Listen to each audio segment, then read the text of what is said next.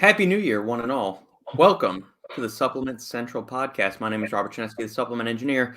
Joining me, my brothers in arms in the supplement industry, Robert Samborski, Apollo Nutrition, Justin Hall, Supplement Snoop, and the newly launched, soon to be mega fantastically successful MyQ.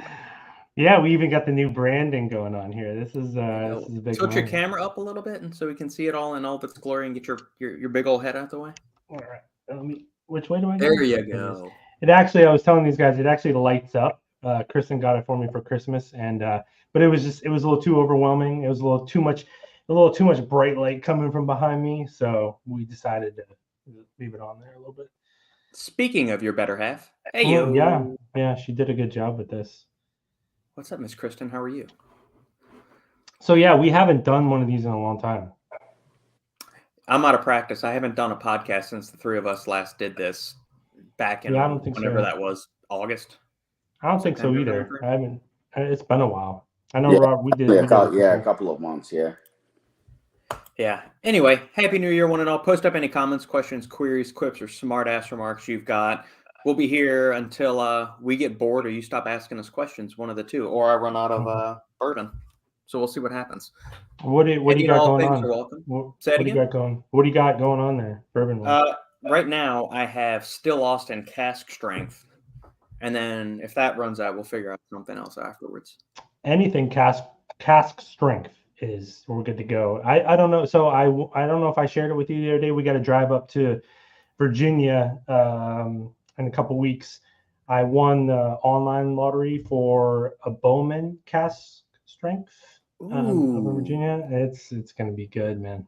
It's gonna be good. I've tried the regular Bowman Brothers, they're 90 proof. I have yet to try the John J. Bowman, their single barrel, which is it's so supposed good. To be great. I mean, like they source the distillate from Buffalo Trace, and then they do one other distillation once they get it to the. And I know you know this, but this is for all the listeners that aren't nerdy about bourbon like we are. They do another distillation at the distillery in Virginia, and then they package it in the John J. Bowman stuff and all of that. So no, it's good stuff. Yeah, I feel you, Pete. That's Pete's already he's already starting. Get big in the 973. I wish I knew what area code that was. If anybody knows, let me know. Jersey. Okay, well there we go. Yeah, that's Lucas. How are you, Lucas? Yeah, Lucas. I talked to him for the first time maybe like a week ago. He does a lot of good. He does a lot of good Apollon breakdowns.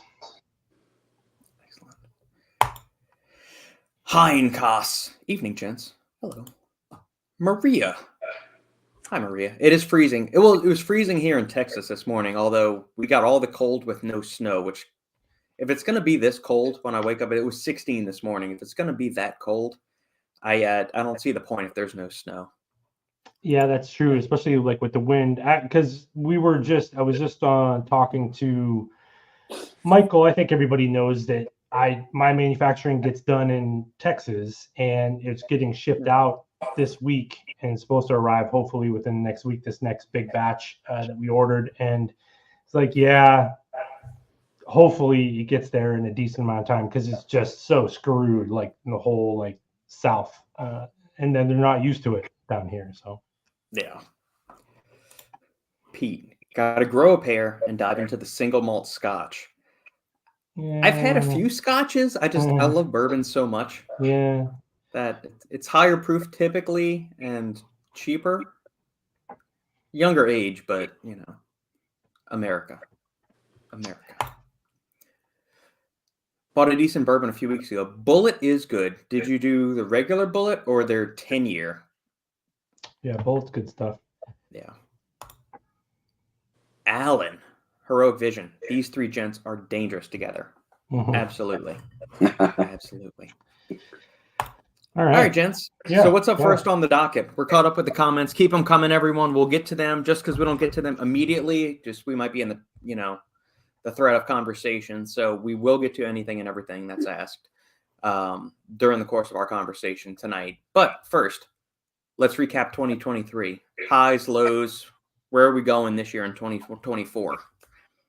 I heard this, I don't know, Apollon, I think something like that. I kept seeing them pop up every 2 days on Stacked in 2023.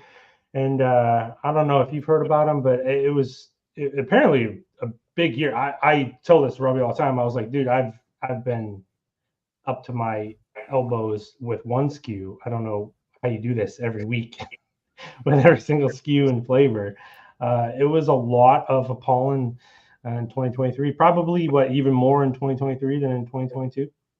Yeah, it was definitely more in 2023 than 2022. But you know what the thing is that in 2022 we had bigger plans than we actually achieved. So a couple of SKUs were delayed, and there were still problems with a little bit with supply. So they kind of like were moved to 2023. So it kind of accumulated, and it's just one of those things that happened, and we were on a roll, and we just said, you know what, fuck it, let's continue. And I'm a firm believer that obviously not all the products are going to be a huge hit, because pre-workout proteins, they definitely dominate. That's without saying anything. But we just had kind of idea after idea, and it accumulated, and it was like, you know what, fuck it, let's do it, and let's have a big year. And I think we did. I mean, clearly we did. And I think it helped us because I always have, and it's no secret, a lot of companies are putting a lot of money into advertising and marketing, which is right. I mean, that's the way it should be.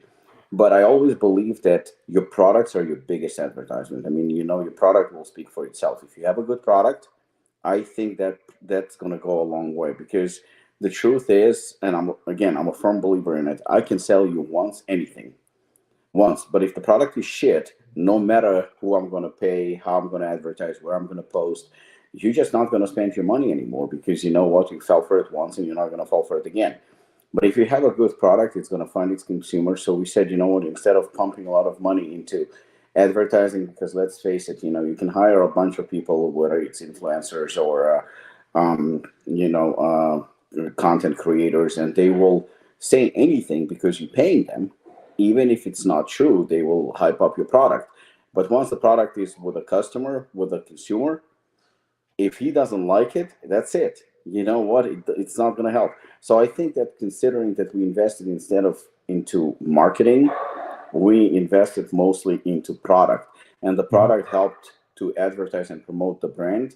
And I think a lot more people realized, what we were doing. And I think the following, the customer base, sales, everything increased. So it justified what we've done. Obviously profits are good, but when you're buying such volumes, you're buying volumes of products, and you're buying more than you used to buy, then you don't really make profit, because everything goes back. I mean, I'm pretty sure your second or third batch is, by the time you run out of the first one, you already have to buy a second one. So you don't get to enjoy the money, because if you're a smart businessman, you have to reinvest. And that's just the fact. Yeah, I've been walking people through the process. It's because sometimes it's easier to start someone with, I just launched one SKU, so it's a little bit easier for people to understand. And I was telling them, and like you guys, this, I have my second round of the product. We had to order double this time, so it's showing up hopefully like a week from now. I put in the process a week after we launched. When I saw the initial like surge of how many people were buying it and liking it, I started the process on November 18th. If you go back through my text messages, because you have to order the labels first, that was the first message I sent, was on November 18th. So I had to be 2 months ahead of when I thought I was going to run out. And I mean, this stuff is going to arrive like literally as the last, and I only have one SKU. You can't run out if you only have one, like, there's nothing else to sell. So what you have going on with all this other stuff is almost to a point where it's like no one could really understand that. But before we like switch any other topics, there was one thing I wanted to ask you, because one of the cool things you did this year, and we had talked a lot about collaborations in the past. And I know how some people's like licensing deals where, it's pretty generic how this company says, hey, license our whatever it is, our flavor, our movie or whatever, and pay this price per. But you went one of my favorite products the whole entire year, your collaboration on the protein, the hazelnut protein. We haven't talked about this.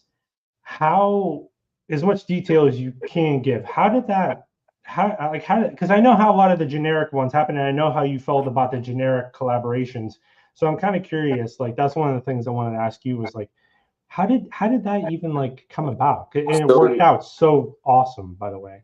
So the thing is that you already know, like you said, how the licensing works. You approach the company, you negotiation take place, and you have probably to pay a certain fee, and they have to agree to it, and that's pretty much a done deal. And I've seen, Ghost has done a spectacular job doing it. And then obviously everybody, because we have a lot of, in this industry, what I keep saying is we have a lot of copycats. Everybody copies each other. And not necessarily that it's wrong and it's not illegal. I mean, that's something that you can copy any brand.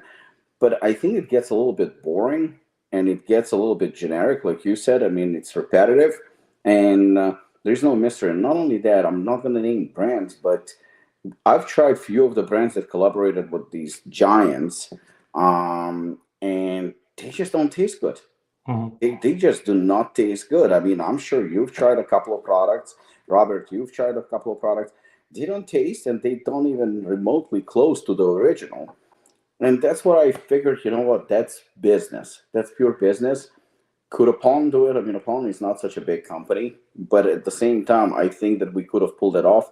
In fact, we talked, I think, to two big players, and we could have pulled it off. There is a lot of paperwork and a lot of headaches and stuff like that, but it's not that complicated. It's not that complicated. And at the end, it's all about money, and obviously they're getting exposure.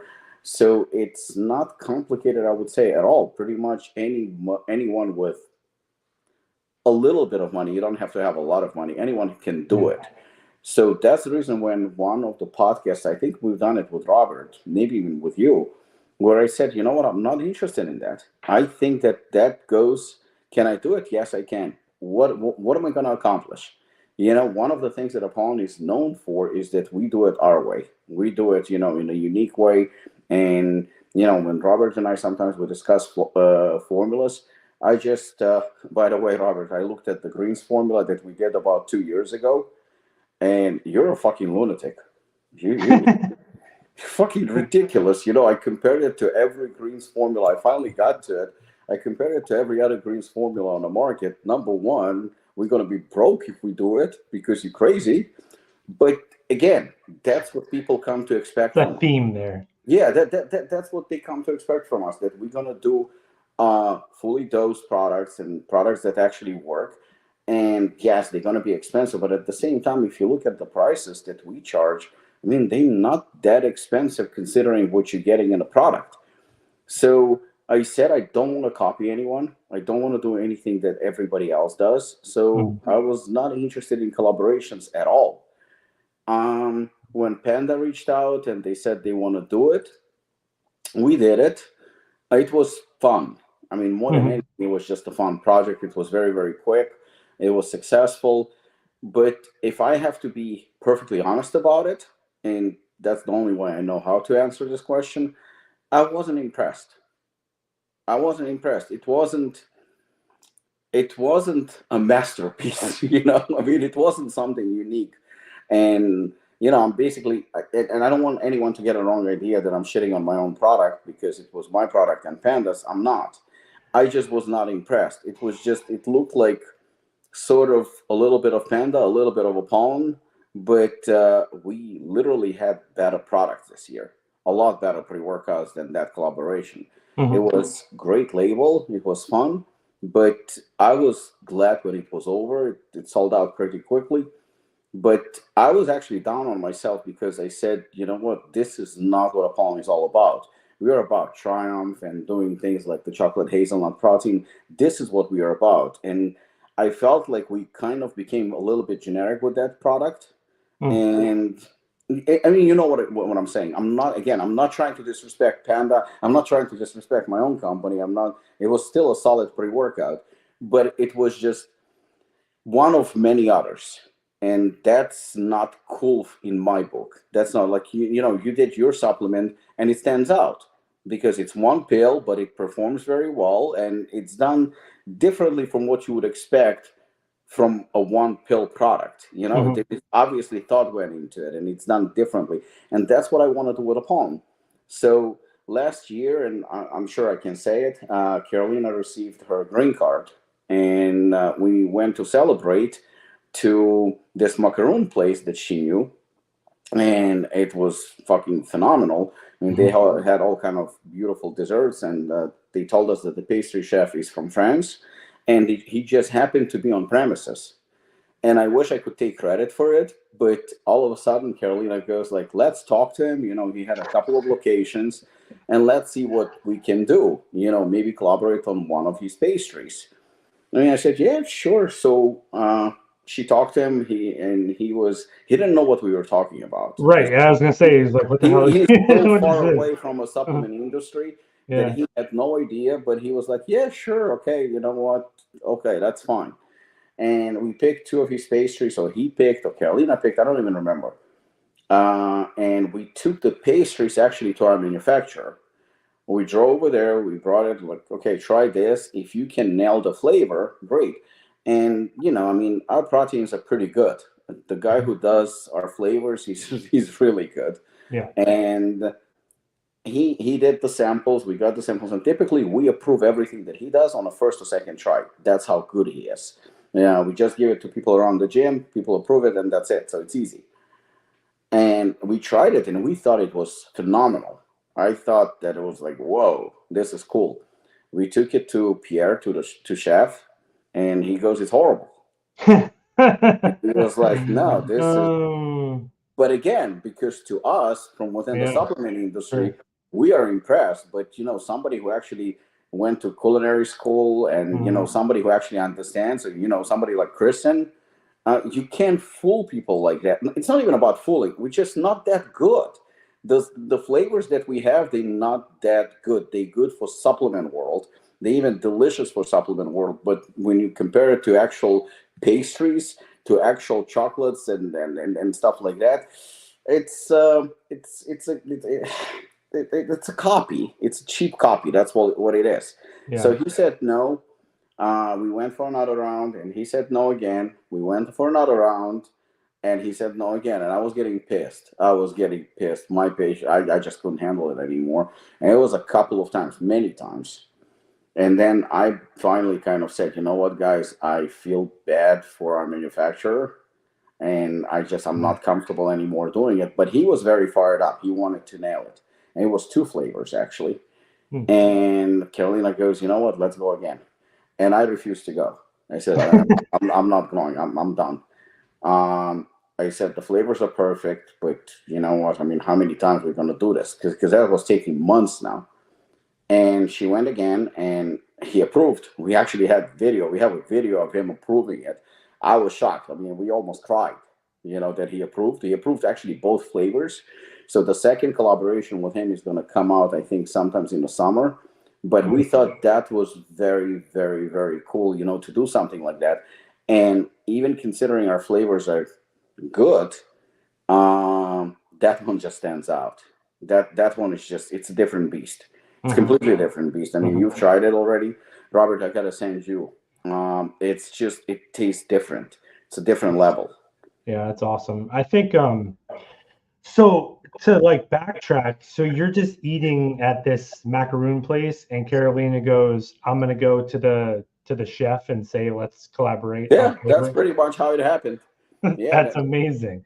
Because like what you're saying, it's different, right? Because not that everyone's like this, or every collaboration is like this, but I think it kind of ties into what you were saying, where there was, I think, maybe at one point sort of an art to the collaborations, and then it was just basically we could do it over an email.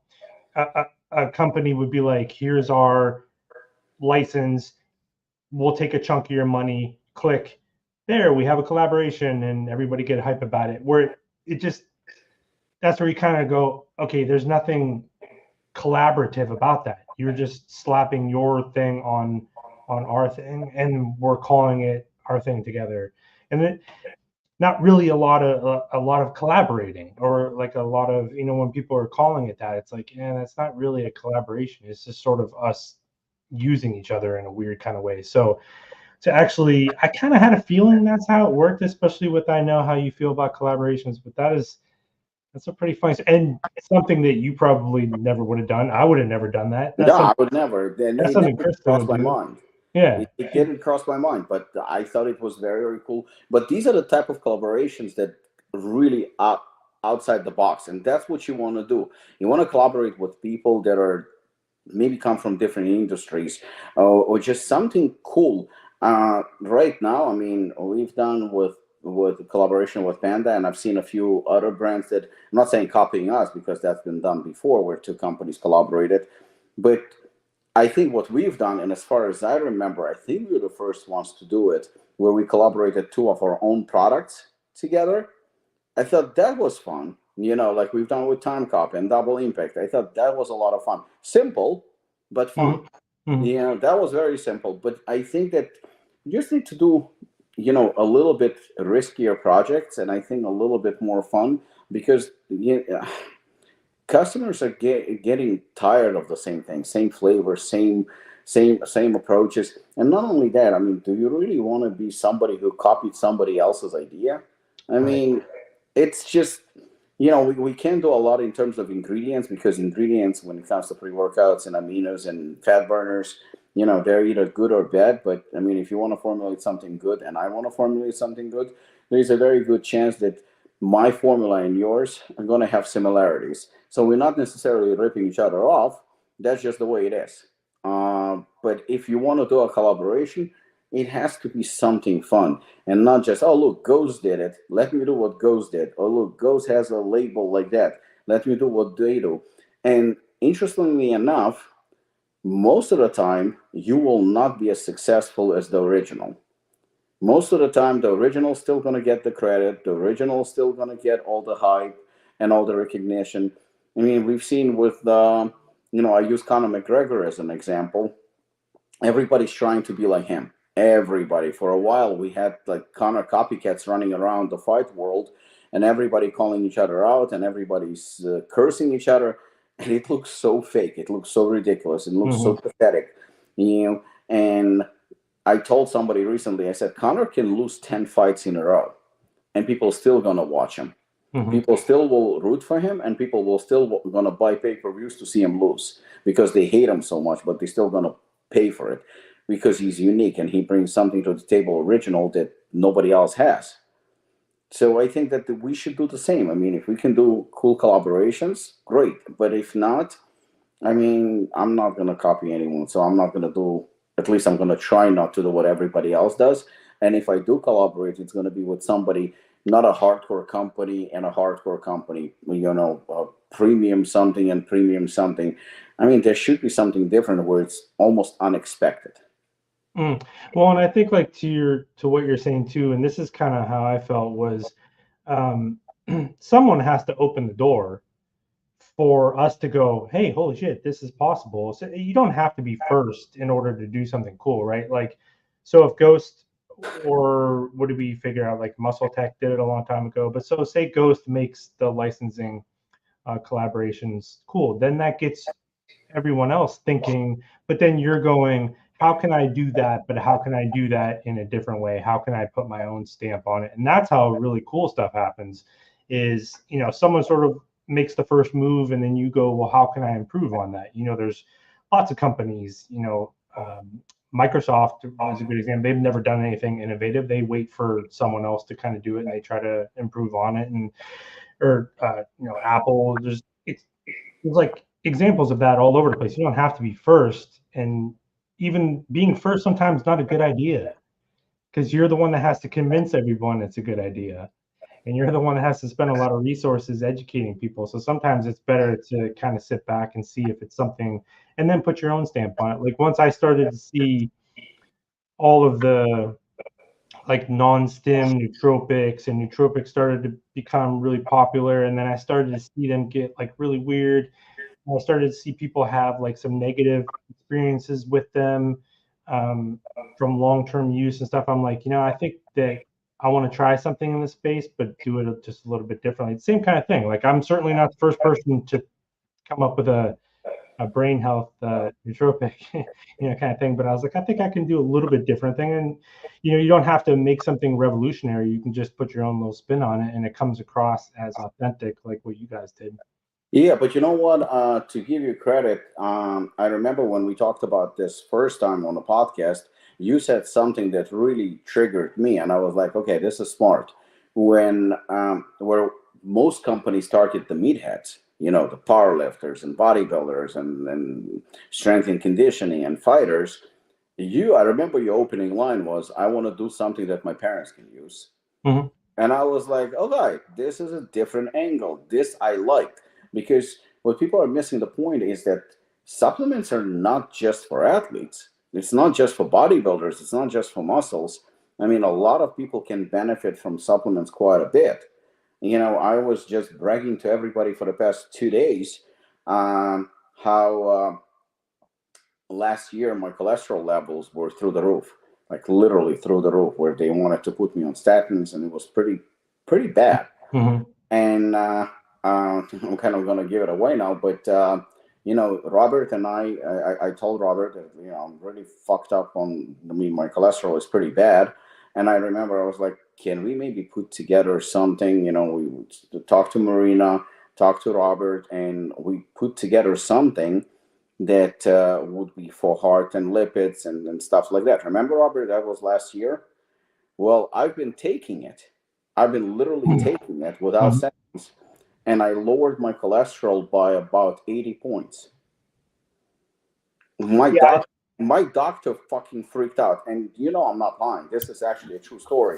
I'm working right now on releasing the product myself, but I experimented on myself. So it has nothing to do with bodybuilding, and it has nothing to do with working out or anything like that. Yes, I've used drugs. Yes, it's true. It maybe contributed somehow. But it's very genetic. It's genetics. It's definitely genetics. It's something that I have. My mother had it. Everybody in my family has high blood pressure and cholesterol issues and diabetes. Well, I just did my blood work, and I'm turning 49 next month, and this is the best blood work that I've had in years. The results were phenomenal. So to go back to your product, when you said that you're going to do something that your parents can use, you had me. I was sold. That was it. To me, that was the trigger. And I think that's how it should be approached, because I think Steve Calabrese posted something yesterday about the fact that, everybody's releasing pre-workouts. I was just going to mention this. Yeah, he's not wrong. I mean, he is definitely not wrong. I do understand. I mean, I'm guilty as charged. I'm also releasing a lot of pre-workouts, but, because you're still running a business. But at the same time, there are so many other products. Robert and I discussed a couple of products yesterday also, that have absolutely nothing to do with pre-workouts. And they probably not going to sell as well as pre-workouts do. That's okay. There's just so much you can do. And you don't have to target just that specific group of people, bodybuilders. There's so much more. Well, were there any changes to your diet with the reduction in cholesterol levels, Robbie? Did you stop? I know you love red meat. So did you cut back? I increased my red meat consumption, and I've been having. I'm not saying that anyone should repeat what I did, because this is personal experience. Mm-hmm. But I'm not lying to you. Each breakfast starts with 6 whole eggs. Whole eggs, no egg whites. 6 whole eggs is my typical. Well, I love eggs, but it's 6 whole eggs every morning, no changes, no matter what.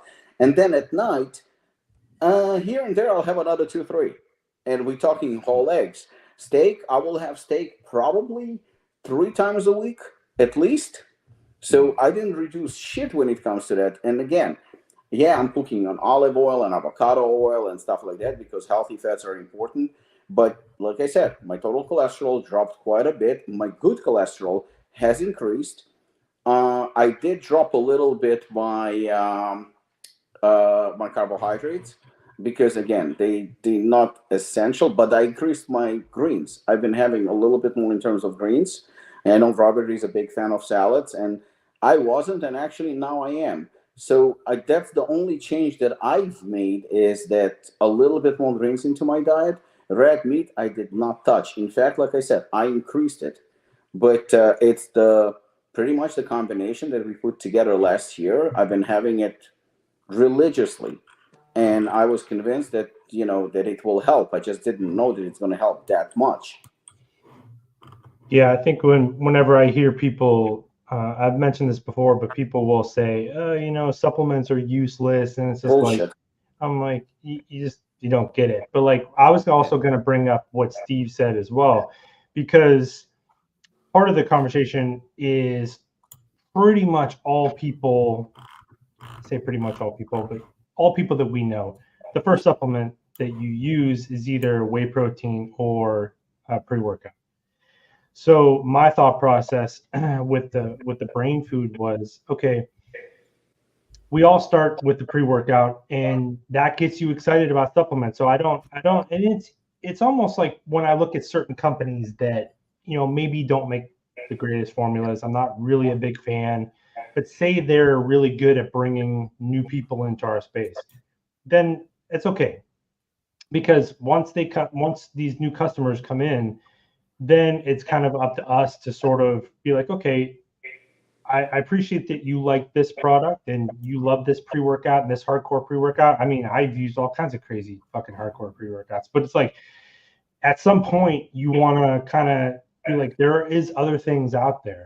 And if you can't make someone, start to think about certain things. You can't force feed them necessarily a product and try to get them, but they will be ready, at some point. It's why, like, when I originally started to formulate this product, this has been the most surprising thing to me from day one. I really didn't think that I would notice it that much. Like I just like, I'm like, I've used so many supplements, I've used so many nootropics.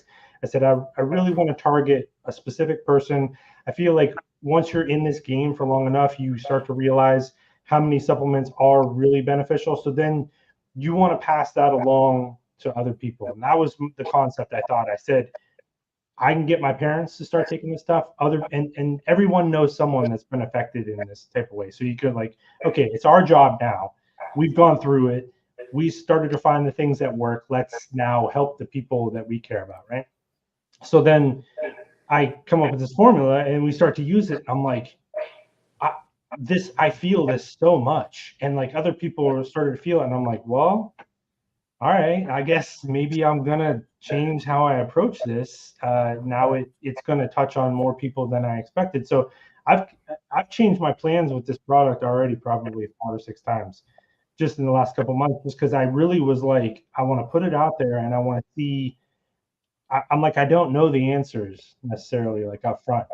Even lately, like we're still unraveling some of the stuff that's going on with it. We had this really great conversation with Tim Gritzman the other day. He sent me a fascinating study about the resveratrol that's in brain food and how it does some. And so we started talking about this study, and I'm like, well, that does explain why certain things are happening. But I freely admit I had no idea when I put this thing together, like that it would do certain things. So it's just been kind of a neat process. But I think it's our job, as we grow up a little bit, like, okay, we're doing more things for ourselves. Let's also try to help the people that rely on us, because it's too difficult for them to accumulate the knowledge we have over decades, perhaps. So it's like now we got to do the right thing and pay it forward a little bit.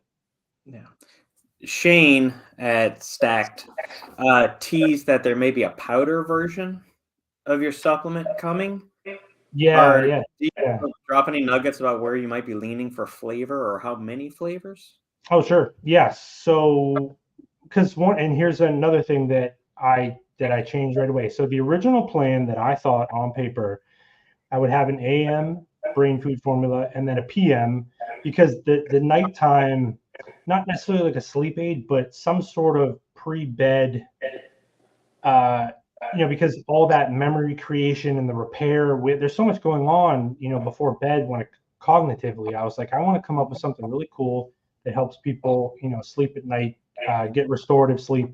So I wanted to come up with an AM one pill and then PM one pill, and then you can kind of stack it together.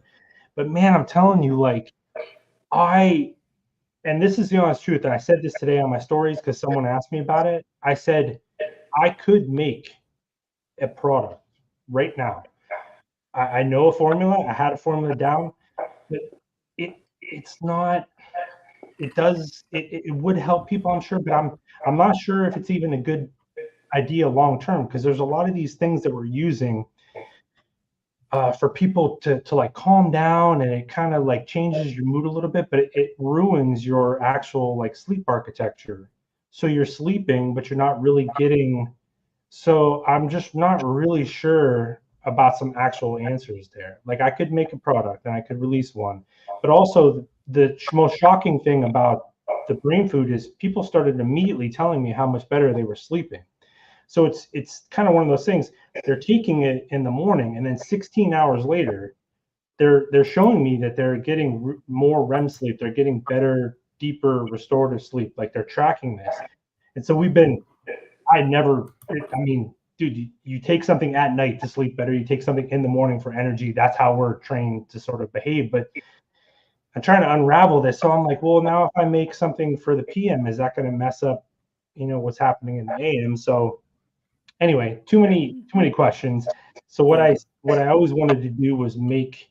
I always envisioned like a really just like an orange, like a really good orange juice flavor, where it almost like, because I want people to be able to have the coffee and things in the morning, but like a nice orange colored orange juice, really killer flavor to have first thing in the morning.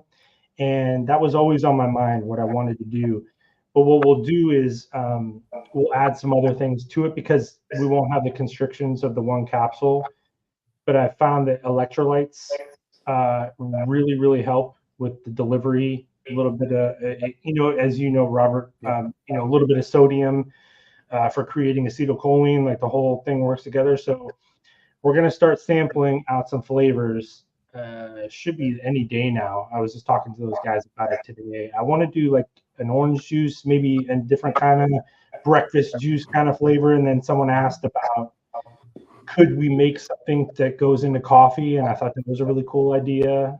So we'll probably do something in that area I kind of changed my plans. I said, I really want to focus on this one. I think we really have something here, and I want to focus on this thing and really get it to as many people as possible before we start delving into areas that I'm still not 100% sure about. Yeah, Pete, something like that. Brain food tang flavor. Yeah, the only thing was, so you'll enjoy it. Robert, you'll know this one like above anything. So I said to the guys over at Glaxon at 0 Day, I said, yeah, I want to make an orange juice flavor. He was like, okay.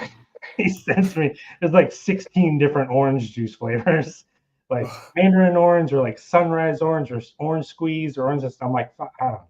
Like, thanks, Joey. Send me all of them and we'll try to figure something out. So we'll figure out some kind of orange juice. I just always had that vision. I wanted to, and then we'll do it like in stick packs probably. I think that would be cool for a lot of people like that are outside of our space, thinking about them at the same time. And I also want to try to continue to bring our costs down to get it to around $1 serving per day. So those are my goals with that. Excellent.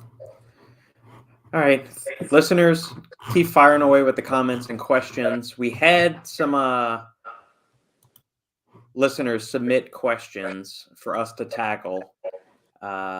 So, first up, from Lucas Ritkowski, my Polish brother from another mother. Any new ingredients you plan to use in your upcoming formulas?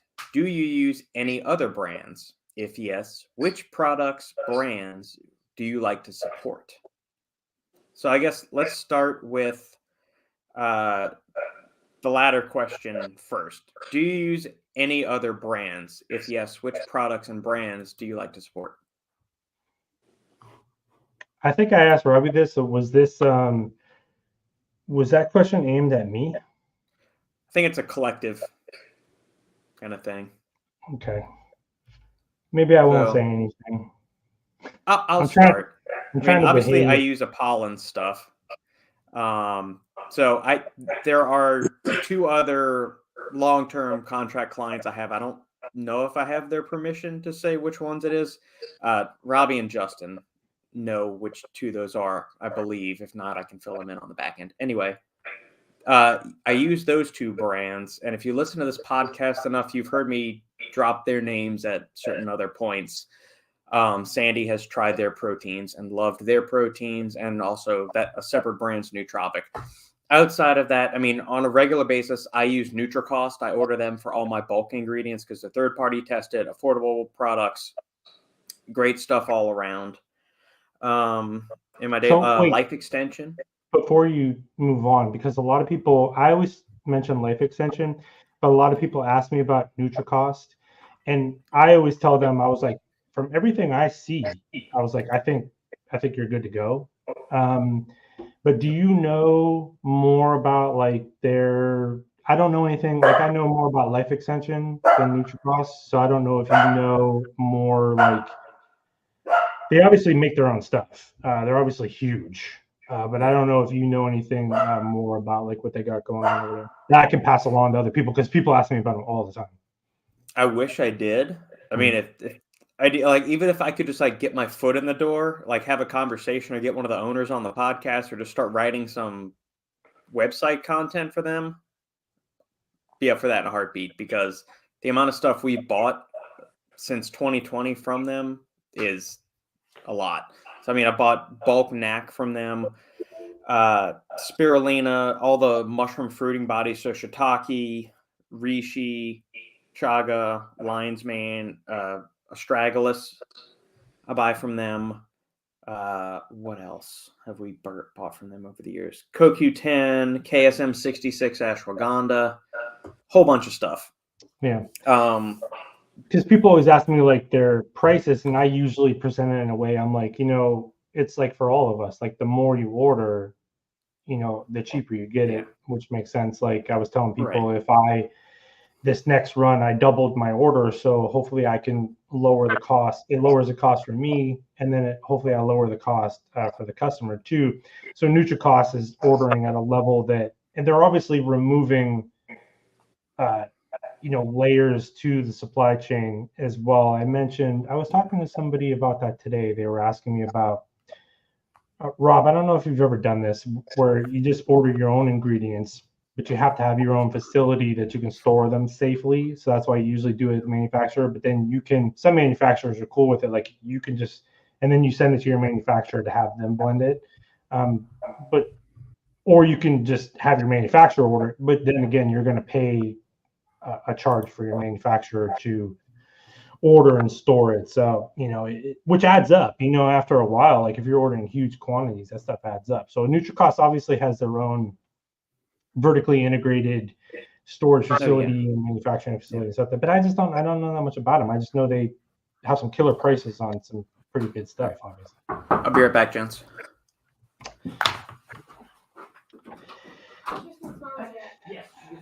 Yeah, I wanted to make sure that was a general question before I. Yeah, I mean, it's. I think that I can speak for myself. Obviously, in terms of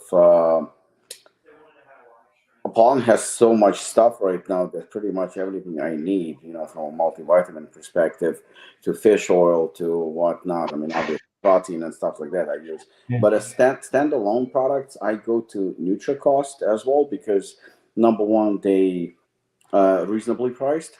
The quality is pretty much proven. I mean, it's a high quality company, big brand. And then there's also another company that I've been using, and it was given to me by my doctor, and I used they products again, not affiliated with them at all. And it's called Designs for Health. Designs for Health. Yeah. They a little bit on the pricey side. They're a little bit on the pricey side, but the quality and the products are just absolutely fucking phenomenal.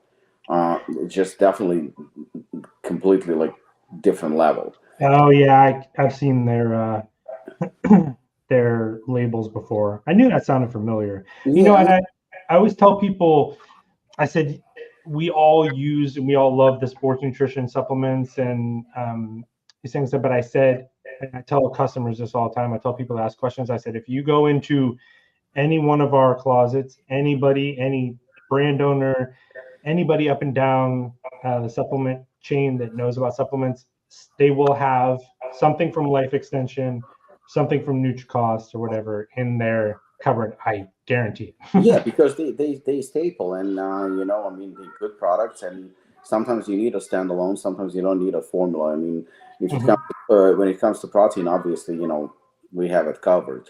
Once in a while, I will try somebody else's protein, just basically, just out of curiosity, research purposes, you know, checking the flavor and stuff like that. So I will give it a shot. But I use our protein, obviously, you know, pre-workouts. I'll be honest, I use pre-workouts on and off, not all the time. I use Enigma all the time, fat burners as needed. I will pump ingredients also because, I mean, I don't train for pump necessarily. It's just different kind of training. And then standalone, like I said, it's NutriCosta Designs for Health. I mean, that's pretty much my go-to. You know, in terms of other brands, um, it's not about supporting other brands because I can't really say that I support financially other brands because that would be a lie. There is no need for it.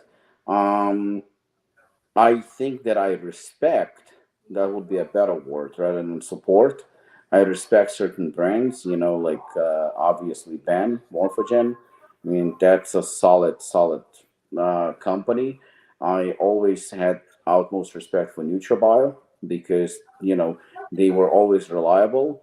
And, you know, there are a couple of other companies that obviously make good products. But in terms of supporting, no, I'm not really supporting anyone. I just admire certain people, what they do. And since it's, you know, in this space, there are a lot of crooks and a lot of shit and a lot of products that are just not good, clearly. It's very easy to name those that you actually, again, not support but admire because there's not many of them. Well, it also kind of highlights the industry anyway, and this is not a bad thing, but if you saw a brand that was offering something that you weren't offering, you would probably just go make it yourself, right? So it's like if you're like, you know, if another brand at this point, if another brand was making products that you had in your cupboard because you didn't have it, because there's just no real reason for you to go somewhere else. And that was one of the things that I always wanted to do. I've eventually got people to get with, because people keep asking me, they're like, well, they would ask me, can I stack brain food with this? Can I stack it with this and this and this and this? And I was like, you can stack it with anything. Yeah. I was like, and the reason why I made it that way is because I love, you know, your products, and Ben makes cool products, and there's all these people doing all this cool stuff. I said, why would I just make something that they're already doing? How about I make something that goes along with what they're doing, and then people can have fun, you know, kind of like take your brain food and then see how it works, you know, with other products, and people have been having a good time with that. But that's exactly what we've been saying in the beginning of this podcast, is that you know, you will release something cool, and then somebody will try to release something that either looks like your product, whether it's the label that looks like yours, or the, you know, or the container that looks like yours, or the formula that looks like yours. They're gonna try to capitalize off your success, and that's the reason why I'm so careful with, you know, with what we do, because I want to make sure that we do something unique and you know, something different. But at the same time, I have absolutely no problems giving credit where credit due and saying, okay, this company is doing things right, and that company is doing things right. But I also noticed, you know, there are companies who are literally making nothing but pre-workouts. There are companies that making literally nothing but like one kind of product, just in different variations. So when somebody asked me recently, why do you have 4 or 5 pre-workouts? Because we do. I was like, yes, we do, but all of them are completely different. They completely they different from each other. So they obviously cater to different people. Like, I know that you used to love and you still admire like high stem products, but you don't use them all the time, and it's not because of the health reasons or anything like that. It's just, maybe your preferences have changed, and maybe your tolerance has changed, and maybe your approach to training has changed. You have your reasons, and plus on top of it, a leg workout and bicep tricep workout are not exactly the same. They don't require the same level of, maybe pre-workout. Or if you're going to be doing endurance training, then why the fuck would you use assassin or hooligan? That makes no sense either. So that's the reason why, that's the reason why it's important to stick to what you do. But yeah, I mean, to say that I support other brands, no, support, no, admire, 100% yes. In terms of the other question that he asked, what other ingredients, that we're going to use, you know what? I think that you and I will agree that that's not something that we're going to disclose today. Not at all. Because again, I don't want somebody to beat me to it and then release something before me, or somebody taking notes. Because we know that once you release, people will still copy you. That's a given, especially if you have a successful product. But right now, to say what ingredients I will use, let's see. The year just started, so we'll see how it goes.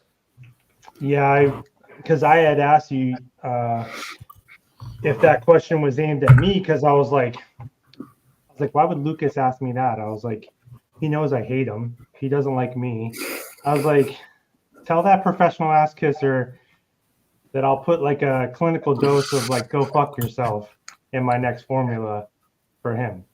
But if it was a general question, I'll just tell him to mind your business. Okay, next question. Oh, there was one thing. There was one thing that you said that we didn't get a chance to talk about. Yeah. You mentioned NutriBio. So the whole NutriBio ghost thing was really crazy. You know what? When it came out, I said that a few times, and I talked to you about it. I thought that it was blown way, way, way out of proportion. It just there are only so many flavors, and there are so many things. NutriBio is a big company. I mean, it's a decent sized company. I was a little bit surprised that they made such mistakes. I was. Yeah. Because clearly, they have Mark has a lot of employees, and they supposed at least to check it out. And I don't want to throw anyone under the bus. It's a big mistake. Don't get me wrong, but it's not a big mistake when you don't release a product. Yeah. Can you catch me up? Catch me and the listeners up for what happened between NutriBio and Ghost?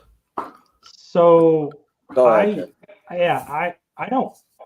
Here's the basic idea that I understood, because I've been kind of in my own little world, obviously, for the last few months. So I saw sort of the fallout a little bit where NutriBio had created a product that had the flavor sour strips, something. It was like sour strips.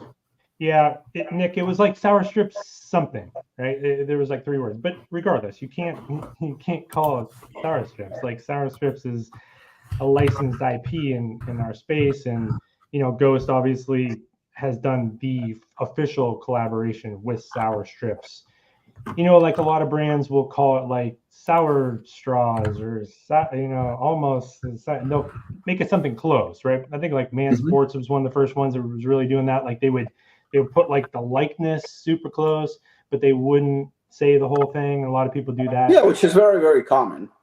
Yeah. So then I know that Ghost did not take that too well, and I know Dan's never not on like Instagram and stuff anymore, so I don't really see him, but I guess he's on Twitter, so he said something about it. But what I saw later on that kind of I had to take a step back a little bit, and I made a few comments. I thought it was strange.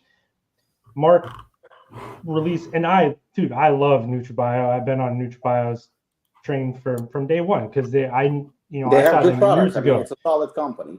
When I saw what they did for quality, I love Mark. I love NutriBio. I love Ghost too. Dan's a friend of mine. So it was crazy because I saw Mark had mentioned how they had made a mistake and they were fixing it and this and that. And I just remember thinking to myself, and I think even Ryan said the same thing. He was like, how does that happen? Like there's no way that gets through, that somebody didn't go, hey man, like we can't call it that. Yeah. But then everybody was in this putting Mark up on this pedestal, with all his integrity and all that, which Mark already gets tons of credit for integrity, which he deserves. Yeah. He does. I mean, his operation is integrity. But I was like, agreed. All right, he said he made a mistake and he said he wasn't going to do it anymore. And I'm like, they couldn't get away with it. They wouldn't have been able to release a product. I said, so what does everybody? I don't know. It was like everybody was carrying him around on social media like he was this. But you know what? I mean, I just thought it was strange. But I missed a lot of what was going on. So I think you're right, and I'm going to agree with you on this one. So it was a mistake. I mean, I'm going to give Mark benefit of a doubt because I know Mark. I consider Mark a friend, and I have a good relationship with him. I still think it's a big mistake because if it happens to, and it did happen to us actually once, and it happened to 2 or 3 other companies with us that also took something that we trademarked, and we reached out to them. That's what I didn't like. I thought that this could have been settled without any drama and everybody glorifying what they're doing, and it was to me it was like a circus. It was like a real circus. So we had 3 companies, I think, that made a mistake and they used our name. We didn't, post it on social media. I remember none of that. We reached out to those companies. In fact, like I said, I mentioned it before. With one of them, I became very, very good friends. And they apologized. No harm was done. Nothing happened. And we squashed it. The products, I don't even think they were released at any point. So it wasn't a big deal. Nobody needed to go on social media and apologize. And none of that was necessary. So in this case, and once there was a time where we actually messed up, we almost released something, and the company reached out to us also behind closed doors, and they mentioned, okay, this kind of belongs to us. We apologized. We said, okay, no problem. We changed the flavor, and it was pretty much it. So it was done. So sometimes, if you have, Jason Arns actually said that recently, if you have a confrontation with somebody, just kind of face each other, talk it out, and that's it. If you absolutely need to sue somebody or you absolutely need to punch somebody in the face, do it. And even that can't be done without making a fucking circus act out of it. So then I have a good relationship with Dan. I can't say that I have a better relationship. I don't like Dan. I have every time we talk, it's very, very respectful. So I like him.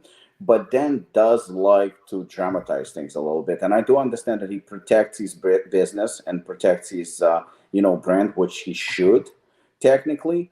But once it was pointed out that this is not right, that this is wrong, at that point, as long as the product is not released and nothing is sold and things like that, basically say, see ya, okay, what's done is done. I was surprised that it kind of passed through and the mistake was made in the first place, considering, again, NutriBio is not a pawn, it's a big company. But you always have to give benefit of a doubt, and when somebody says, and Mark is, I consider him a man of honor, and I never had a problem with him. In fact, I always keep saying that I respect NutriBio, and Mark has helped me quite a bit, when I was getting started. I always give him credit where credit due. That lengthy apology was also, I think, not needed. There was no need because, again, it looked a little bit like an Oscar acceptance speech. It's a good way to put it. Or if a comedian says something and then they've got to retract just fuck off with some of that stuff, man. It was just you know what? From the bottom of my heart, I apologize. I didn't mean to. I love you, and I love you. I love everybody, you know. And then you have a bunch of guys like sitting in the audience at the Oscars. Yeah. That's a good way to put it. That's kind of how I felt. I was like, what are we doing here? You know, it almost looked like somebody, you know, everybody likes, you know, an apology. Everybody likes, you know, a good story. And this was just fucking blown, like Lucas said, this was blown completely out of proportion and was not needed on both sides and should have been squashed and just move the fuck on. You both have great companies. You both have bigger things to do than to do this, and just like move the fuck away from it.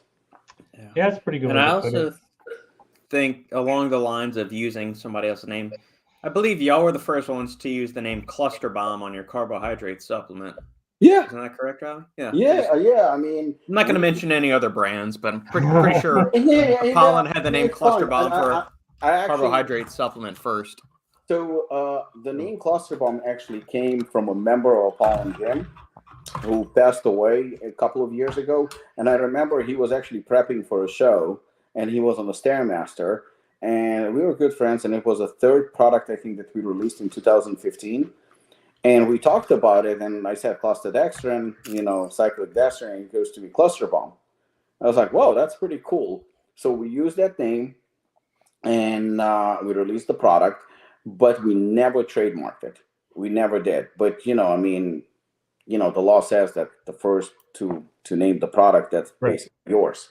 Right. We released the product, it was known, and then Radcon was coming out with their line, and they released Cluster Bomb too. They announced that Cluster Bomb is coming out, but they never released it. I mean, at that time, they didn't release it yet. That's what I'm trying to say. And we contacted them through a mutual friend, and Apollon at that point was like literally selling just out of Apollon Gym. It's like a no-name brand. We said that we were the first one, and NutraBio actually manufactured for us first that product. So obviously we had all the receipts, we had everything that we paid. I mean, obviously it was documented that we were the first one. However, Radcon did register it. They did trademark it. They were the first to trademark it. So it was basically who is in the right. I mean, clearly we were in the right, and we even told them that we were the first one to release it. But because we never thought that, you know, Apollon Nutrition, again, I always said that we never had, at least not in the beginning, we didn't have aspirations to go to where we are today. We were like, well, fuck it, you know. And they also didn't do anything about it. There were a couple of empty promises that they're going to do something about it. And, you know, there were a few scare tactics, but obviously nothing came out because we did release it first. So it's a situation where it didn't come out, and then they didn't do anything about it. We didn't do anything about it. So there are two Cluster Bombs on the market. And to be honest with you, I don't give a shit. Good. Yeah, I think they were. Let it go that way. Yeah, they were one of the first companies to release a collagen product, but they just didn't call it a collagen product. They called it a meal replacement product. It was just actually a collagen product. There was another example of that. The guys, they were at one of the Apollon events a couple years ago, the PWR guys. They got into a court battle with Wonder Woman. She, the chick that plays Wonder Woman, wanted to release her own supplement line called PWR supplements or whatever, and they had already had theirs. And I don't think they had it like trademarked, but it was the same kind of deal. They went fought over it in court or whatever, but they won because they were, you know, first to market kind of thing. Yeah, that's when I had a conversation with John Meadows way back. I mean, it's like he was one of the first 5 or 10 guests I had on the podcast. This was right after he had started Granite Supplements, and his original pre-workout at the time was Arc Reactor, which is the same little unit Tony Stark, Iron Man, has in his chest. And I said, isn't there going to be, because he's a huge comic book nerd, for as big as he is and as cuddly of a teddy bear John Meadows is, he was a giant comic book dork, which I loved. The first one of, you know, Thanos was his favorite villain. One of the times I met him at the Arnold, he wore this giant, like, bright pink shirt. And I just thought, man, you are really comfortable in your manhood to be walking around in a bright-ass, like, pink unicorn t-shirt. Anyway, his EAA product was adamantium aminos. And if you're an X-Men fan, adamantium is the metal that's in Wolverine that gives him the claws, a whole bunch of other stuff. And so I asked him, I said, John, Stan Lee and Marvel, lawyers knocking on your door or anything? He said, no, they don't have any kind of trademark on that name of arc reactor or adamantium in the supplement industry. That extends to movies, action figures, comic books, and all that. So he said, basically, if they were to release, if Marvel Comics released a pre-workout called Adamantium Energy or something like that, they would have to pay me or buy me out of my license or whatever. I just thought, well, son of a bitch. Think about That's it. Awesome. Time Cop, Double Impact, Hard Target. Right. Right. Yeah. Well, like my Q is actually a trademark, but it's like a smart garage door system or something like that.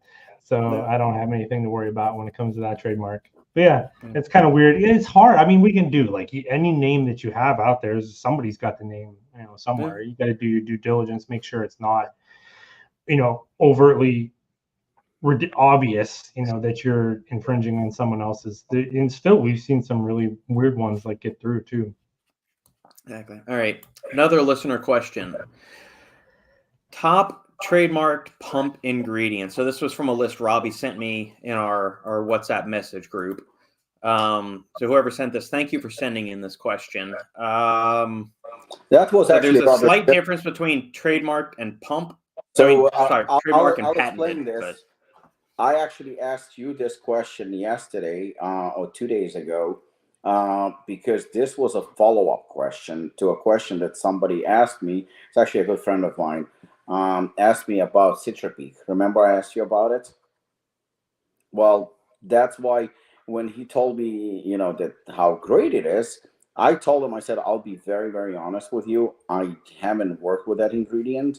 I never looked into it. I said, I saw it popping up a couple of times.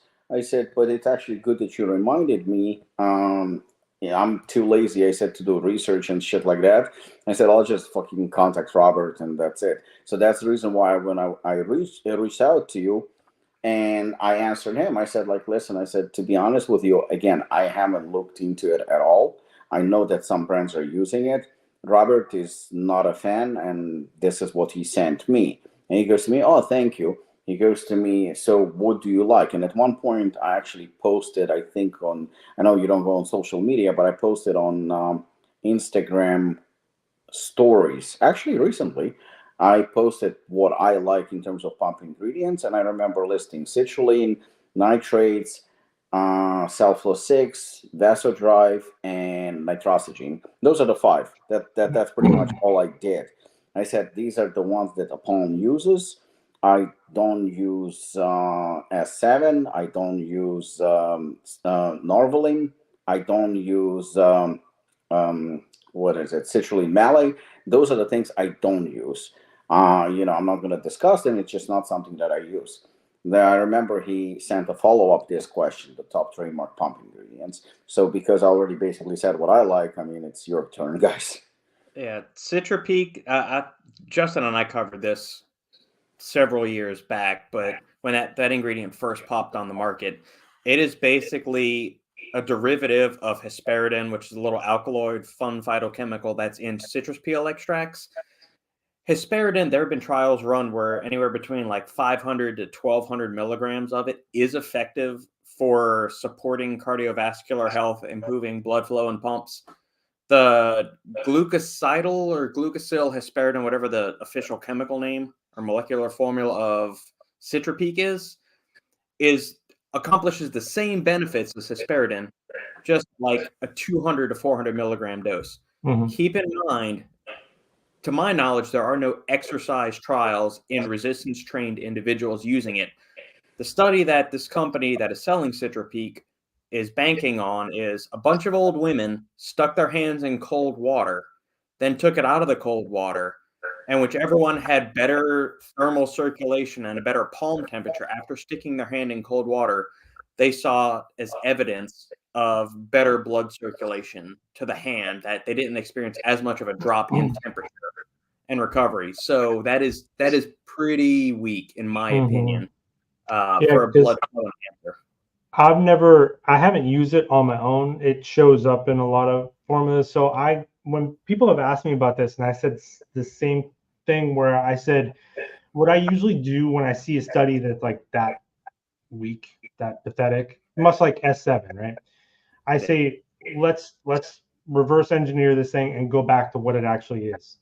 I said hesperidin, like what you were saying, has been used for a long time. We know what it does. We know the activity that kind of goes on there. It's pretty neat. When I look at like something like S7, if you look at what it actually is, it's a milligram of this. It's a milligram of, depending on the dosage or whatever. I said, so that's when we start to go like, we'll see a study, and I'm like, well, is the study even worth it or not? And I said, so if the study sucks, that doesn't necessarily mean the ingredients there. I said, let's back it up another step and start with what it actually is. I said, but I've never used it on its own, like for any extended period of time. I said, but I wouldn't fall in love with the trademark.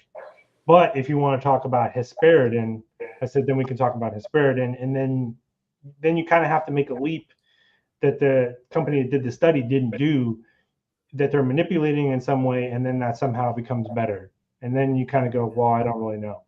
So it's like where they're pulling it from is somewhat reliable, but what they're claiming becomes not reliable at all, because it's like the study is totally useless. So then you start to ask yourself, what the fuck are we talking about here? Like I said this to someone the other day. I said, we're doing it, Robert, you would have loved this, because someone asked me about counting collagen as protein, and it turned into this whole thing. And I said, at some point, we're just doing too many mental gymnastics to try to make something make sense. Just get rid of it. We have so many things that we know, and we don't have to ask questions, and we don't have to play the mental gymnastics and the brain games to try to figure out whether it works or not. Why don't you just use the fucking thing that works, like that we know works? Like use some nitrates, use some sodium nitrates, use some betaine nitrates, some arginine nitrates. We know they work. We're good. So just use that. Yeah, I mean, if you want some evidence of outside of this group that doesn't have a vested interest in the Citrapeak versus hesperidin thing, look at the latest product released by Legion Athletics. Their little pump add-on thing that they did. Curtis Frank, who is their formulator, chief science officer, whatever he is, he was one of the founding members of Examine.com. Yeah, Legion's awesome. Guy that is smarter than the three of us and many other people combined. Yeah, Legion's awesome.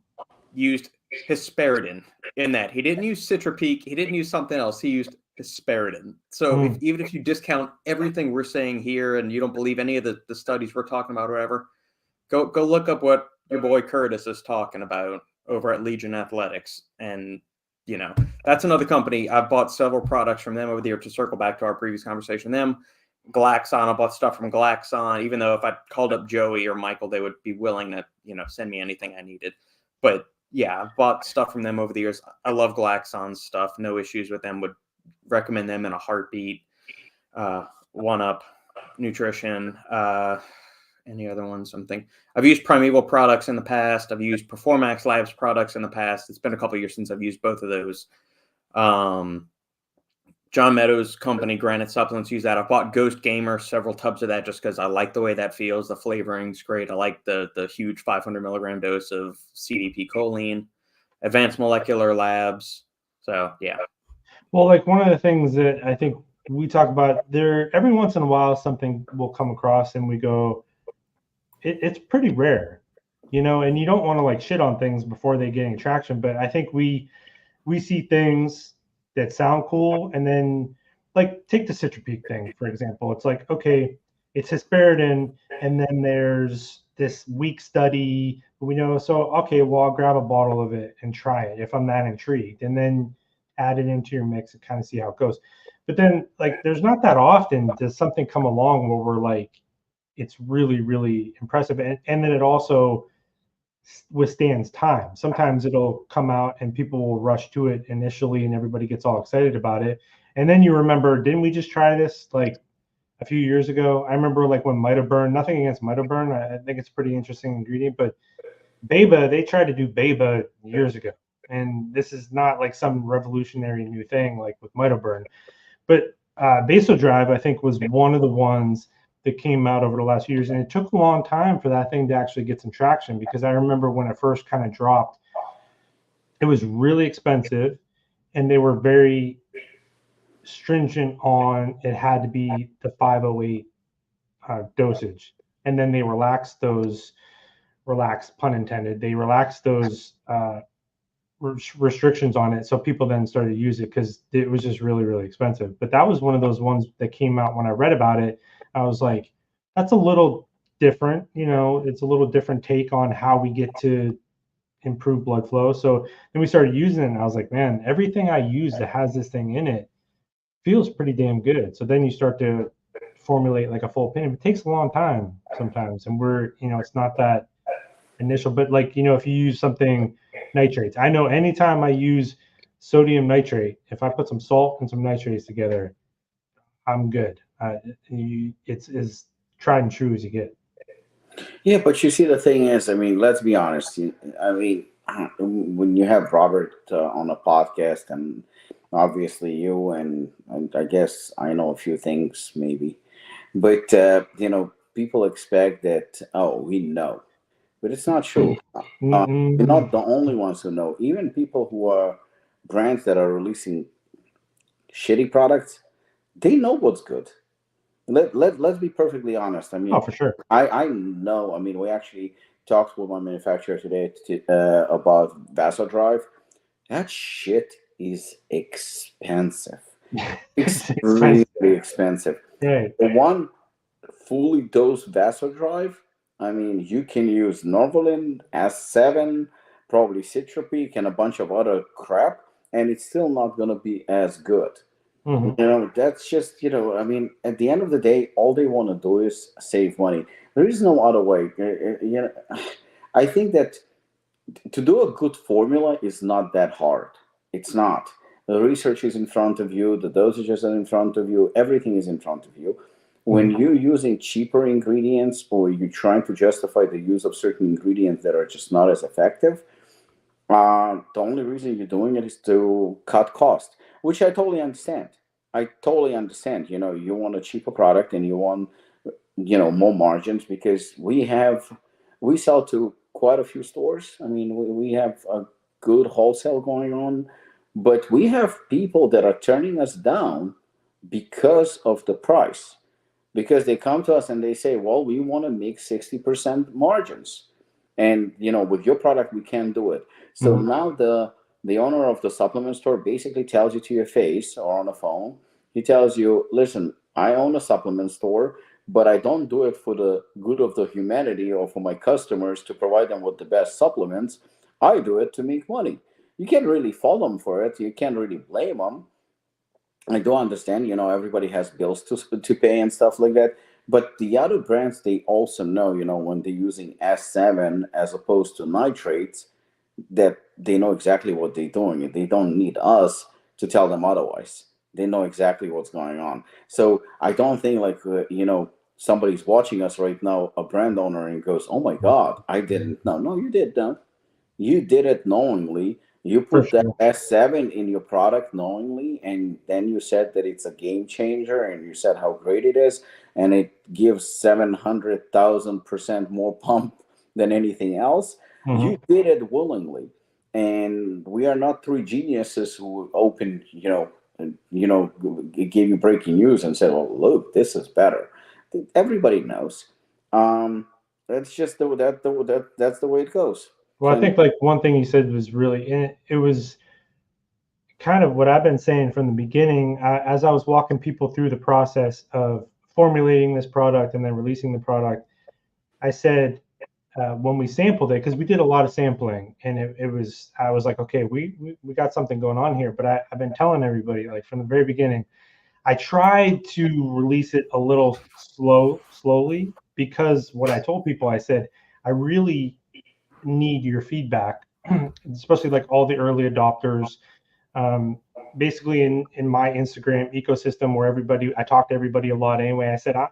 I said, I know there's some data here on each of these ingredients, but no one's ever put it together in one product and tried it out.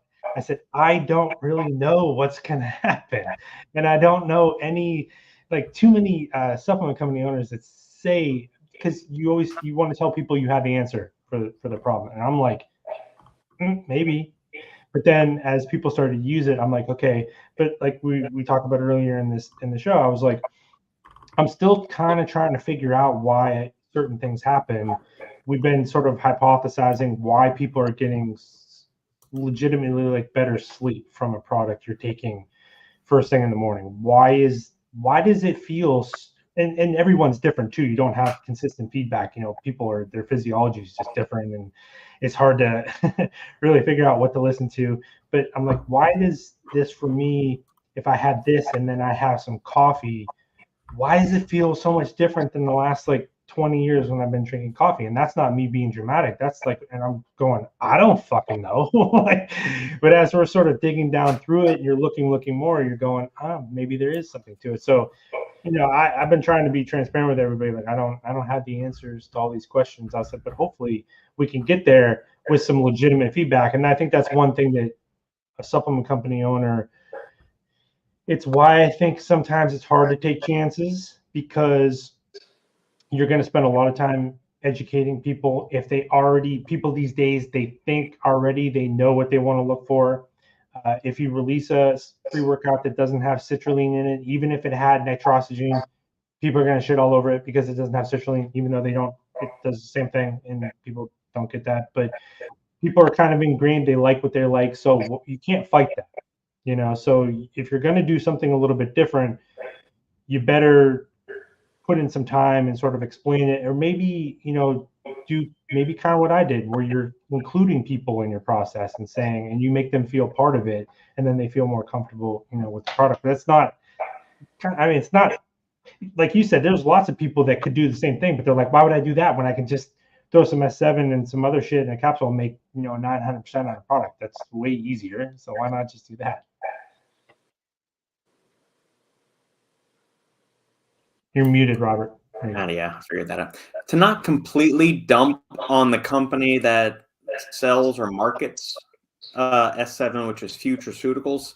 The same ones behind Cognatic. Neurofactor, Cognitique. Yeah. I mean, I love that ingredient 100%.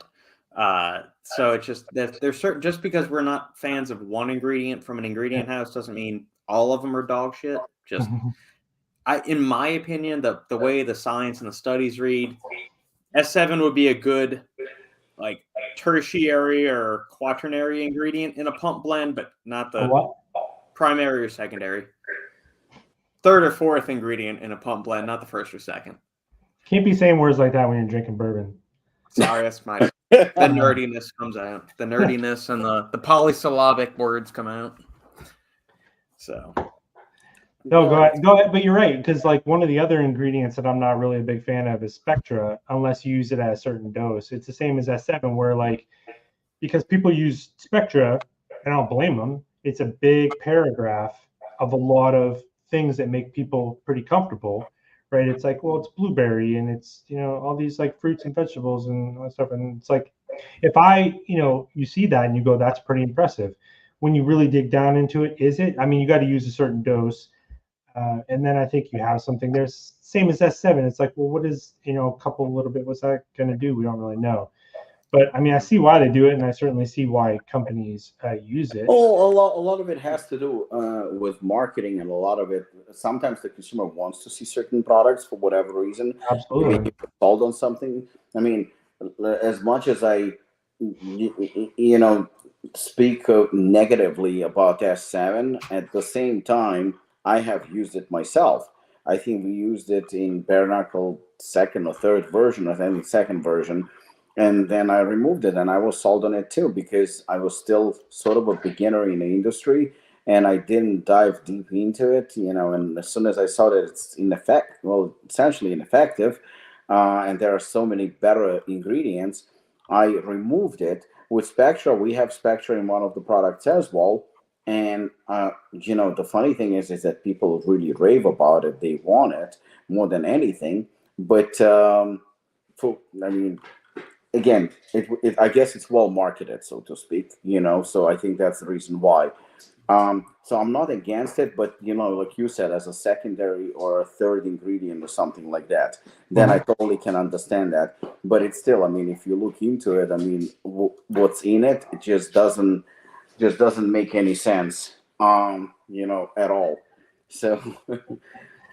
Well, one of the thing, and that's a good point, because I always go through a little bit of a risk reward every time I make a formula. And one of the things that I did, one of the things that pushed me in the direction of the resveratrol, although we went out, Joey and me, we went through a conversation, we found this really impressive liposomal resveratrol. But one of the reasons why I put resveratrol in there, there's a lot of ingredients that you can use nootropically, brain health ways that, for inflammation, antioxidants, and all these things. I mean, Robert, there's a million things we could put in there. But one of the reasons why I lean more towards resveratrol, especially once I started to see some of the data, was people that I'm going to sell this product to know resveratrol. They've heard that. My mom knows what resveratrol is, just because anybody that's watched Dr. Oz, or you've heard about red wine, like people associate resveratrol with longevity and health. That's not something, I don't have to fight against that. I can let that kind of but at the same time, you're not saying that it's the best ingredient on the market and that's the star of the show, stuff like that. That's the main issue that I have when people are proclaiming that it's the best thing that ever created. It's again, the term game changer and stuff like that. That's what pisses me off. You want to include spectra or whatever in your formula, that's fine, but make sure the stars of your formula are actually good ingredients and they're fully dosed, because that's what essentially it comes down to, having a good product. When people, the issue with resveratrol has always been the body just doesn't use it very well. So I could have used a dirt cheap resveratrol ingredient, but we found the liposomal one. That one actually, we do use it, and then you start to get the benefits from it. People don't realize that they have to take grams and grams of it, where we're able to unlock that with 100 milligrams, where, like what Robert was saying earlier, CitraPeak says, hey, we've managed to, because that's what probably most of the advancements that we've seen in the supplement space, I'd say, especially over the last few years, is some sort of absorption technology, some sort of bioavailability. We're taking old concepts and we're repackaging them in a more deliverable way. And that's one of the things with this resveratrol. CitraPeak says, hey, we can take 1,200 milligrams and we can make it 200, and it's going to be just as good. But they don't have the data to back it up. There's no study. Whereas this resveratrol, they're like, here it's 4,800% more bioavailable, and they're like, here's the studies to prove it, kind of thing. And you're like, and plus people know what liposomal stuff is kind of anyway, so you don't really have to explain it. But it's when people say things and then you're like, wait, where is we were going over a product the other day on my Instagram stories. People have been talking a lot about mushrooms lately, which, mushrooms have been popular for a while, but people have been asking me a lot about it lately. And I went to this Amazon brand of mushrooms, and it was all the things, right? It was the, non-GMO and organic, and it's all these things, and it's third-party tested, and blah, blah, blah, right? As you're looking at it, I see no evidence that any of this stuff is true. Like, I don't see where they're saying, you're not proving it to me. So you can say it if you want, but if you're not proving it to me, then, I mentioned this the other day when I said, when people say we have the cleanest pre-workout, or we have this clean whatever, I said, if you want to run around and say you have the cleanest product out there, and if you're not showing me your test results and your quality testing, and then shut the fuck up. Like, don't tell me you have the cleanest product out there if you're not going to show me your microbial tests and your other things to prove it. At least prove it to me, Well, you know what? I think the reason why I went to the greens formula that we did with Robert, and the reason why I did not release it, I mean, I think we did that formula, 2 years ago, maybe 3 years ago? It's been a while. We kick-started the idea probably 2 years ago, and then you and I discussed it maybe 6 months ago, last summer, fall time, to kind of refresh it and tweak one or two ingredients. Yeah, well, number one, obviously, because it's those, because Robert is a fucking maniac. Are you trying to make profit? Stop having him formulate your stuff. It came out. I support formulation. I don't make any claims or claim any credit for anything. I support, encourage. promote. Once I saw the gram of Vasodrive, I was like, stop that, man. Stop him. Oh, back to the other previous ingredient. Top trademarked ingredients, Vasodrive. Yeah, we let's go. talked about it while you were gone. Yeah. Okay, well, good. Yeah, I had to. So we basically, obviously, it's an expensive formula, but the main drawback, and that's the reason why we're going to have to revisit it, is the fact that it tasted like shit. I mean, it was so bad. It was like to a point where it's like I couldn't fucking handle it. But the reason why I came back to it last week, one of the members at Apollo came to the gym and he goes like that, that he has a very good tasting, great greens formula by a company that I'm not going to say on air which one. It doesn't really matter. But he gave me one serving in a Ziploc bag to try. I haven't tried it yet, by the way. But a few people, I did a little research, and from this specific company, they love it. They love it. It tastes great. Everybody raves about it. And see you, Pete. Have a good night, man. Thank you. Good night. And I believe that it probably tastes good. But when I looked at the formula, this is the formula that that Robert would definitely not approve. I mean, I didn't approve it at all because it was kind of like 2 or 3 ingredients that looked like Spectra, but they were obviously generic. So it was just pretty much a prop blend of different fruits and vegetables, and the total amount came to like fucking 4 or 5 grams total.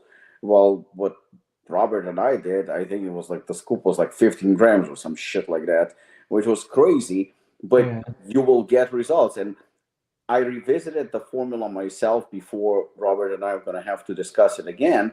And the doses that we did, I did each and every ingredient one by one. And when I looked, Googled it and looked into it, we were actually within exactly where it's supposed to be. The doses were correct. I mean, they were, I don't want to use the term clinical, but they were advised. Mm-hmm. So research supported. Research recommended doses. They were within that reach. But that one was just basically a prop blend. And I would say that, the flavoring was probably more than the ingredient themselves. But you're also fighting. It tastes good. Right, you're fighting these days. Flavor, it has to taste good. It has to taste good. So that's the reason. That's the main reason why I didn't release it, because it tasted like shit.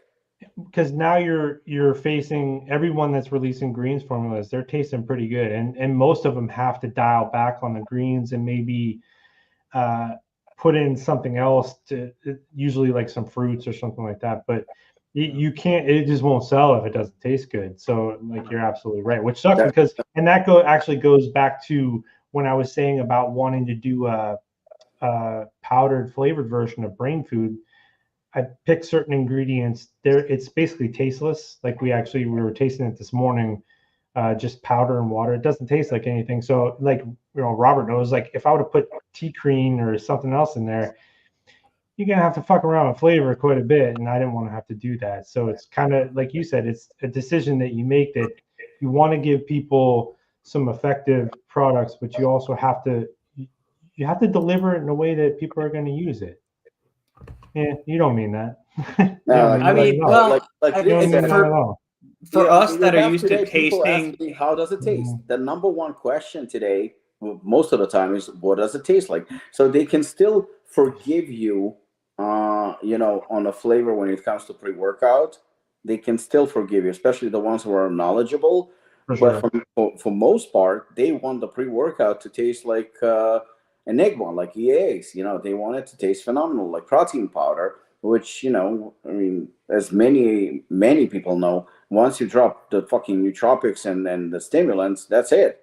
It's over. Well, people started releasing effective flavors that also tasted really good, then it kind of screwed, because, like if you were to look at Glaxon Super Greens, they were kind of one of the ones, their initial runs didn't taste the greatest. Their subsequent flavors have been, but they don't have a lot of greens in that formula. To call it a greens formula is not really Modified greens. They use a lot of fruits. They use a lot of things that push that formula, so you're not fighting that greens flavor. Because, dude, I mean, But you know what? I mean, Glaxon is, when it comes to day greens, and this is another credit that I will give them, is that while day greens is not maybe super dosed and just like clinically dosed or recommended dosages and but they don't make crazy claims, and that's what I respect. They actually, I mean, yeah, they don't make it, but they do taste good, and they are what they are without making claims. Best greens on the market, game changing greens, the best for your health, for digestion and whatnot, and that I can respect that. Well, Initially, they didn't taste too good. They made some changes. They prioritized the taste. And also, don't forget that Glaxon is sold at GNC. GNC is a different market. It's mainstream. Those guys do care about the taste more than we do. Well, they were one of the first ones too. They even said, like, on their own website, they're like, hey, when it comes down to it, a lot of these greens, you're basically just getting chlorophyll from the greens. You're not getting the micronutrients that you get when you eat greens. So we add some other things kind of to help out here and there. And I remember seeing it on their website, and I was like, well, that's fucking refreshing, because everyone else will tell you, like, not everyone else, but you see these shitty greens products out there. The part that bothers me is when someone presents it in a way they say this is equal to 79 servings of greens, and you're like, volume wise, but not nutritionally. So don't say that. That's the type of stuff. It's like, it's not equal to 79 servings of greens. It's enough powder for it, but you're not getting the same nutrition from it. So that's type of misleading stuff that you see with greens, and I'm just like, and I think it's not only greens. I think in general, if you come honest, if you come clean with your customer, I think in the long run you're going to benefit more, and they're going to appreciate it more. The most comments and people were reaching out to me like nonstop actually had to do with you, Justin, about pre-workout, because that happened with two pre-workouts. One was that Jaffa Orange Assassin, the 6.5. I made a comment, and the other one was, I think, maybe Bloody Hooligan or maybe Fuck Mediocre, that you made a comment. So one of the comments that you made, you said that you're disappointed because it tastes good.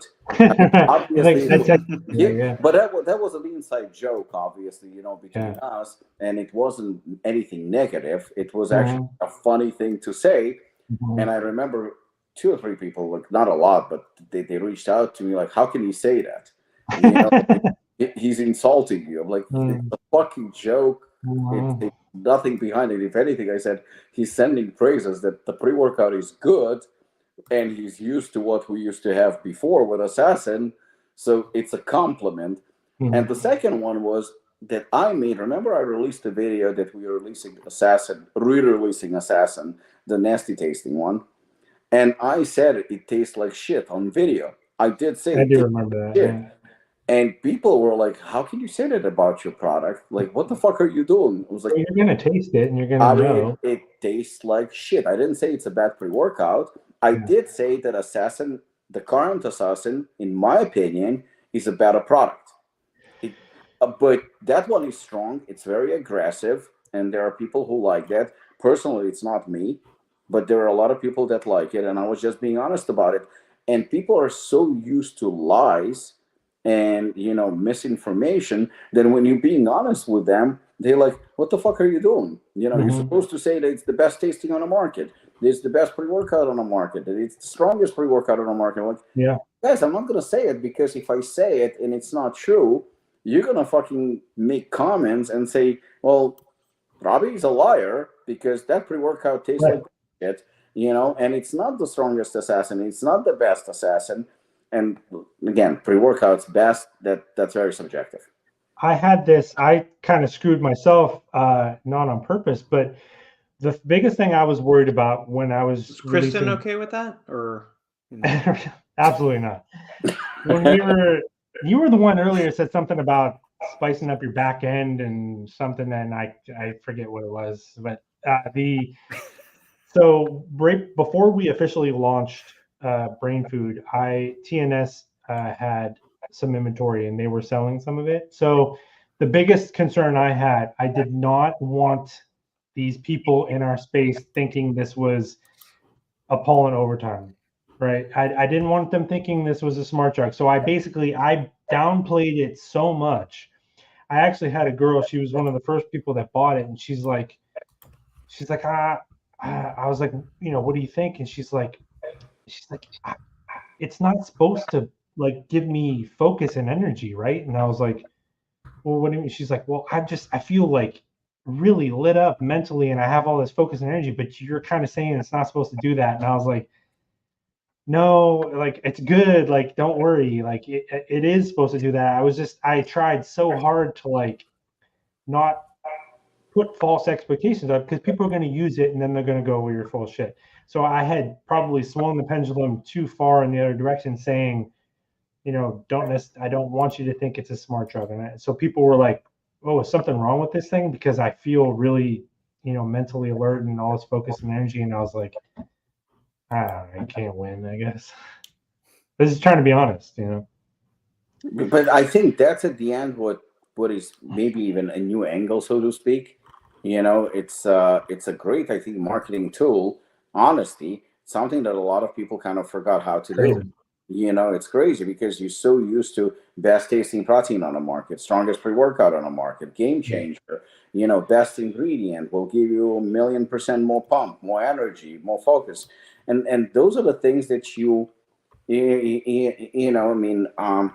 the same thing happened with Bare Knuckle. When Bare Knuckle was released now, somebody says to me, well, this thing is not supposed to give you energy, but I'm so energized, I'm so focused. I'm something wrong? Is it spiked? Great. I mean, I'm not going to make those claims because not I'm scared. It's just like, I think it can come back and bite you in the ass at the end. And a lot of times that's exactly what happens.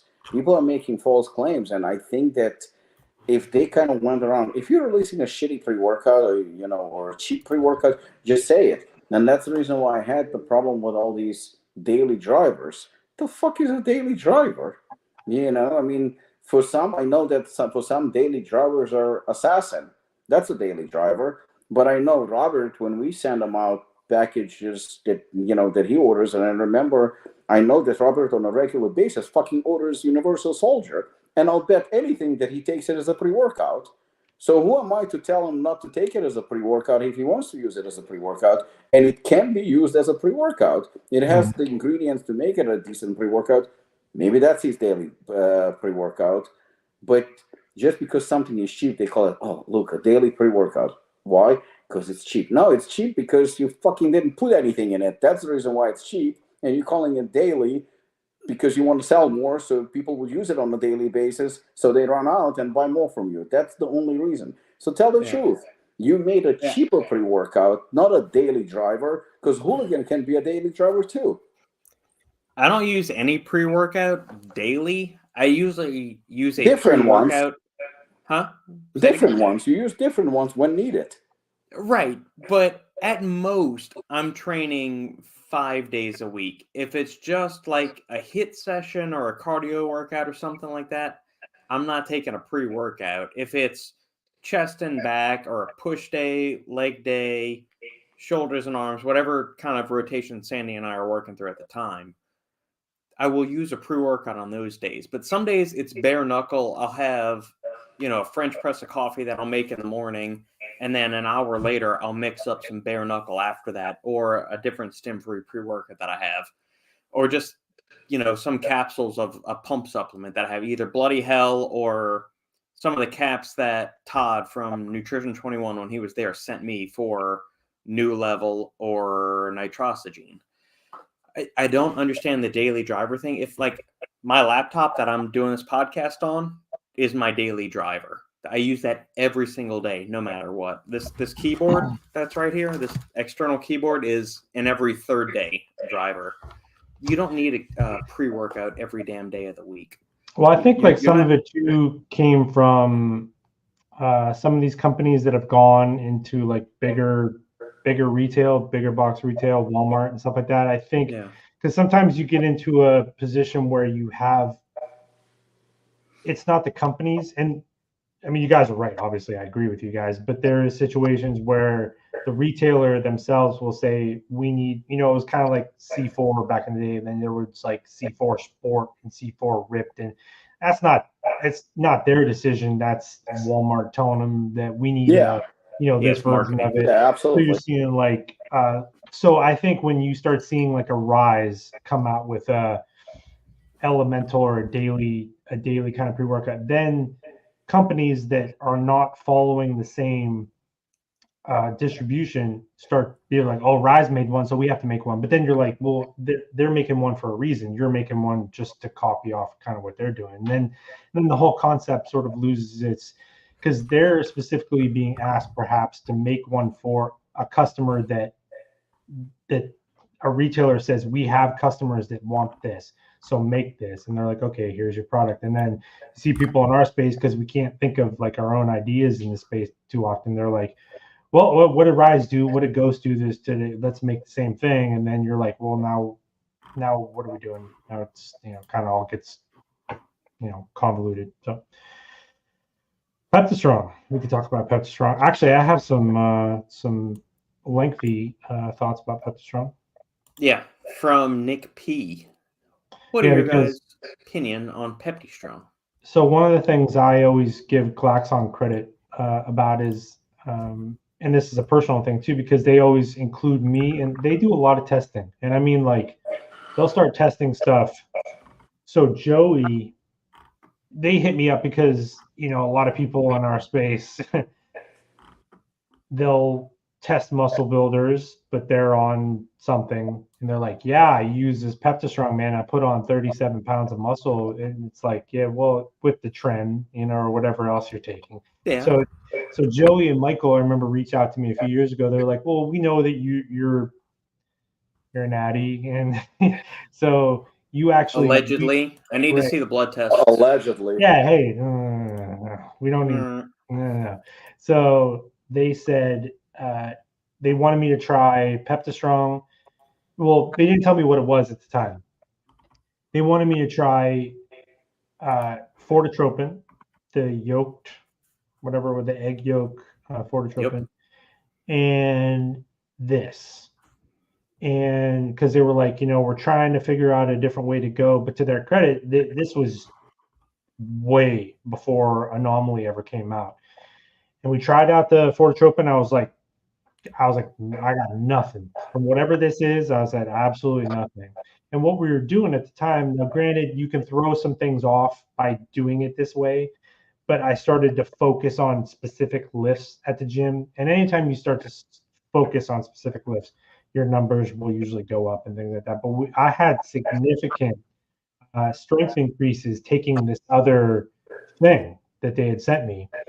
And I took it for a really long time, and it ended up being this Peptastrong, which I don't know that it has like crazy good data behind it, but that was my experience with it. And then I definitely noticed they wanted me to stop taking it and see how I felt. And we were kind of like going on and off and measuring the soreness and all this other stuff. And so we actually went through a pretty controlled experiment with it, and I really liked it. And then I think whatever else that they're putting in here, that GG Gold, I think elevates it just a little bit, at least from my understanding. So I had a pretty good experience with it.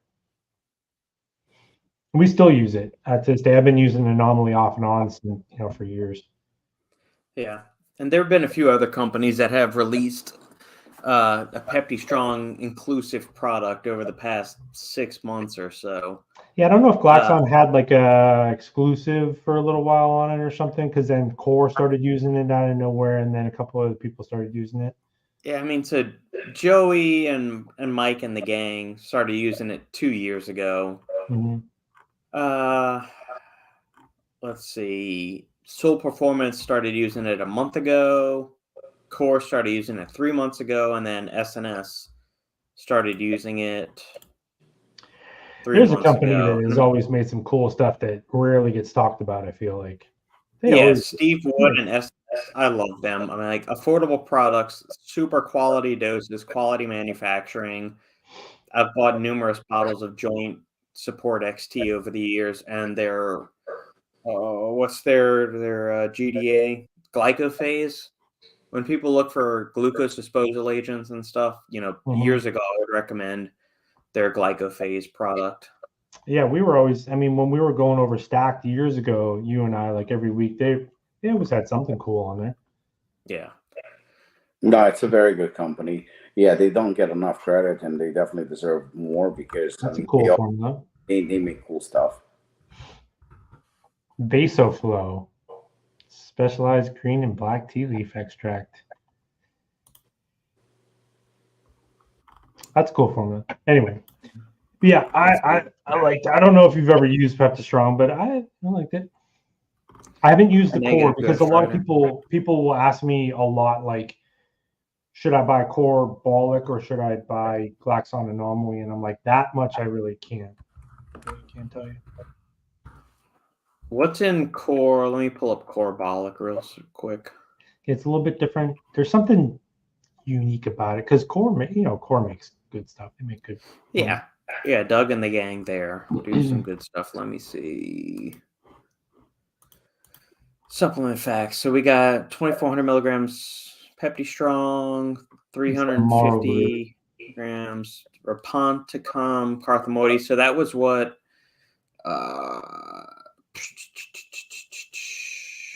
Epicatechin and some of those other relatives of whatever you're talking about of terkesterone, so like disterone, that Performax used to use is from Raponticum. Oh yeah. Matt, was it like Mass Max or something like that nobody could figure out or pronounce anything that was on that label? Yeah. I would get questions about that all the time. I'm like, yeah, good luck. Yeah, it's been a minute since I've talked to Aaron, but they usually do some really solid stuff over there. Yep. But yeah, Core Bolic looks solid. Without using this or having used any other core stuff, but usually their formulas are solid. And when Kenton was there, he is one of the sharpest guys, kind of like Joey at Glaxon, and Kenton has a vocabulary orders of magnitude higher than I do. I think. Well, I know Glaxon too. They use the DR caps. Yeah, so that probably helps with the absorption and the uptake and all of that. Yeah, I like it. I don't know. Yeah, it is what it is. For these, I would say for these, natural muscle builders, like I certainly would grab this before I would grab like terkesterone or anything like that. Absolutely. All right. It's coming, James. It's coming. Hopefully not another 2 years. There was one question. I know we've been going on for almost 2 hours, but there's one question I actually meant to ask both of you. And it's a subject that all three of us have kind of been always negative about. But in a podcast on Saturday, we were talking to Jason Arns. And Jason's a good friend of mine. He owns the brand I Prevail. Guy's awesome. I love Jason. Yeah, he's really a good guy, and he's been a friend for many, many years. Mm-hmm. And he touched upon a subject that I've been always very critical of, but I could see his point to an extent, and I won't say that I reversed my opinion, but maybe just opened my mind a little bit more to it, and that is proprietary blends. So, he knows that I get both flattered and annoyed at the same time, people copying formulas and looks and stuff like that. And he goes, no, I totally understand it. He says, if there was a way to protect the formula through something like proprietary blend where you actually protect it, so people would not copy it to an extent where, dose for dose or stuff like that, because we've seen it happen, of course. And, with any transparent formula, yes, you are basically telling people what you're doing. So if I want to copy you or you want to copy me, there is nobody can stop us. So I could see it. The problem is that I'm still convinced that 99.9% of people that do prop blends do it for mostly financial reasons, where they're trying to cut corners. That is my strong belief. And because so many people have done it, I feel like it's very difficult to go back and do it right. I mean, don't get me wrong. I think it's possible to do hooligan or assassin in a prop blend. I mean, the same dosages, just not disclose what they are. So it is possible to do it. Well, even before you go further, like I know like a lot of people will already know this, but like I'll give an example. So when we did our testing, our post-manufacturing testing for brain food, because I have on there 100 milligrams of each ingredient, then you have to hit that mark of 100 milligrams. You know, you have your tolerance in there. But when we go through the testing of each ingredient, if I prop blended this, the only thing that you would have to show is that that ingredient is in there at all. So when you go through the testing process, it becomes much easier for a manufacturer, much easier for a brand. So I know people, they understand proprietary blends, but also when you say it's cheaper, you know, for the brand, or you can manipulate, maybe you have an ingredient that's more expensive. I could have put that liposomal resveratrol in there at 1 milligram or whatever, and it doesn't reach a clinical dose. So then there's that part. But also when it comes to us having to test our ingredients, it's more complicated to hit your target number. And if you're proprietary blending, you don't have a target number to hit. So adding to the layer of what you already said, I think some people, if you've not gone through the testing process, wouldn't know that. So there's a lot of things that I think, yeah, no, absolutely. And I think that I think the initial intention, or at least I would like to believe that that was the initial intention, to actually to protect and not to show the exact breakdown of the ingredients doses. That's what I would like to believe. But we all know that for most part, that's not the case. For most part, it's instead of putting 3 grams to 6 grams of citrulline, there's going to be 200 milligrams or something like that in a proprietary blend formula. However, when we are off the air, I'm not going to say it on air, Robert and I discussed a combination. I don't know, Robert, if you remember, or if you can remember what I'm talking about.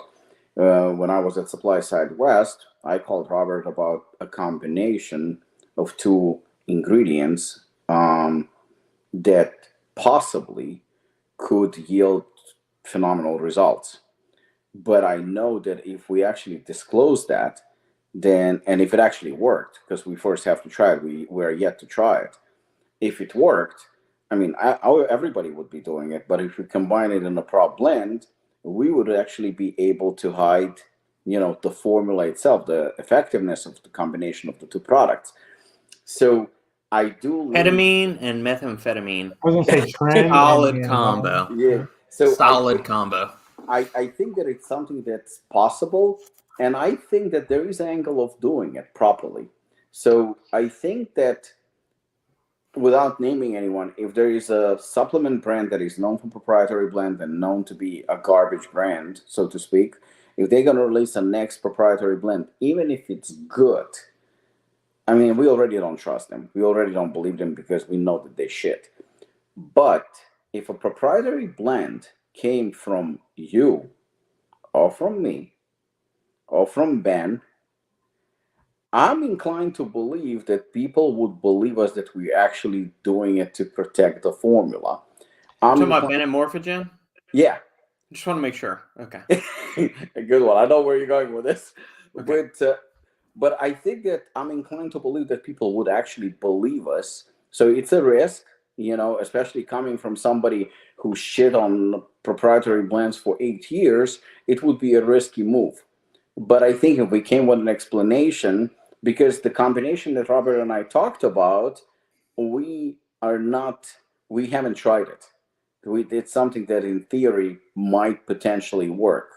Robert did find some studies and some research behind it, but again, it's something that we need to test out. But once we put it on a transparent formula, on a transparent label, the cat is out of the bag. I mean, now everybody knows what's up, and you know, that would actually piss me off, to be honest. So yeah, I mean, I get want it. your opinion about possibility of a prop blends, but done right. Is it doable, and would it change your mind, your approach, or would you still prefer to have it a fully transparent formula? It also kind of depends on the formula itself, like where. Sorry, Robert. Go ahead. I was just going to say I've always said not all proprietary blends are inherently evil, but Me too. They are. And also, like, one of the things, like, it would be genius if I proprietary blended my product, but then like made the proprietary blend, because a lot of people will see a proprietary blend and they think that's a good thing because they're like, well, that means that person has discovered something that no one else has discovered. Like, you have some kind of secret sauce going on in there. So yeah, there's definitely a marketing. Go ahead, Robert. Yeah. If it was an ingredient that you were first to market with, and you owned, or say Joey at Glaxon uncovered some analog of a phytochemical, they did do that in some plant. Yeah, they uncover that. They do that. They're first to market with it and want to protect that. I understand that. I pitched Aaron at Performax on this combination, not for them to use. I didn't do any formulation with them, but this was just, hey, I stumbled across this ingredient with this combination. So it was olive leaf extract plus some celery root extract, because celery acts in a certain way, or a certain alkaloid in celery root extract acts as a pump enhancer in conjunction with a couple of other things for cardiovascular benefits and blood pressure reduction in hypertensive patients. So I thought maybe these two would be really cool. And he said, I like what you're thinking, but the average consumer isn't going to understand what the fuck we're going for. They're going to see a bunch of nonsense on the label, and it doesn't matter what we call it. It's probably not a good idea.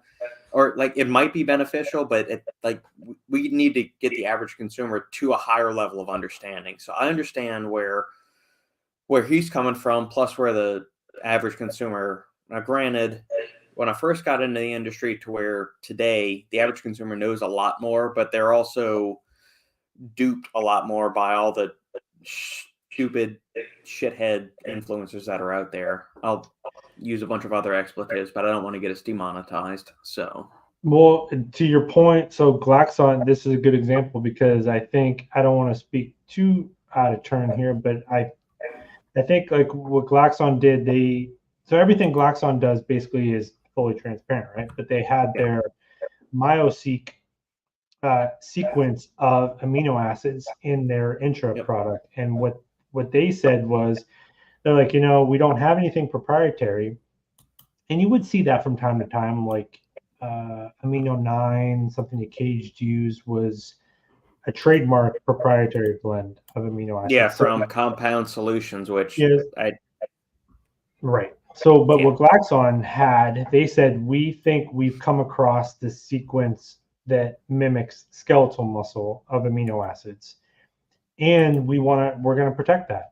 And we created this blend of amino acids that not just the basic BCAAs, EAAs, whatever, this very specific sequence of them, and they trademarked it and they protected it.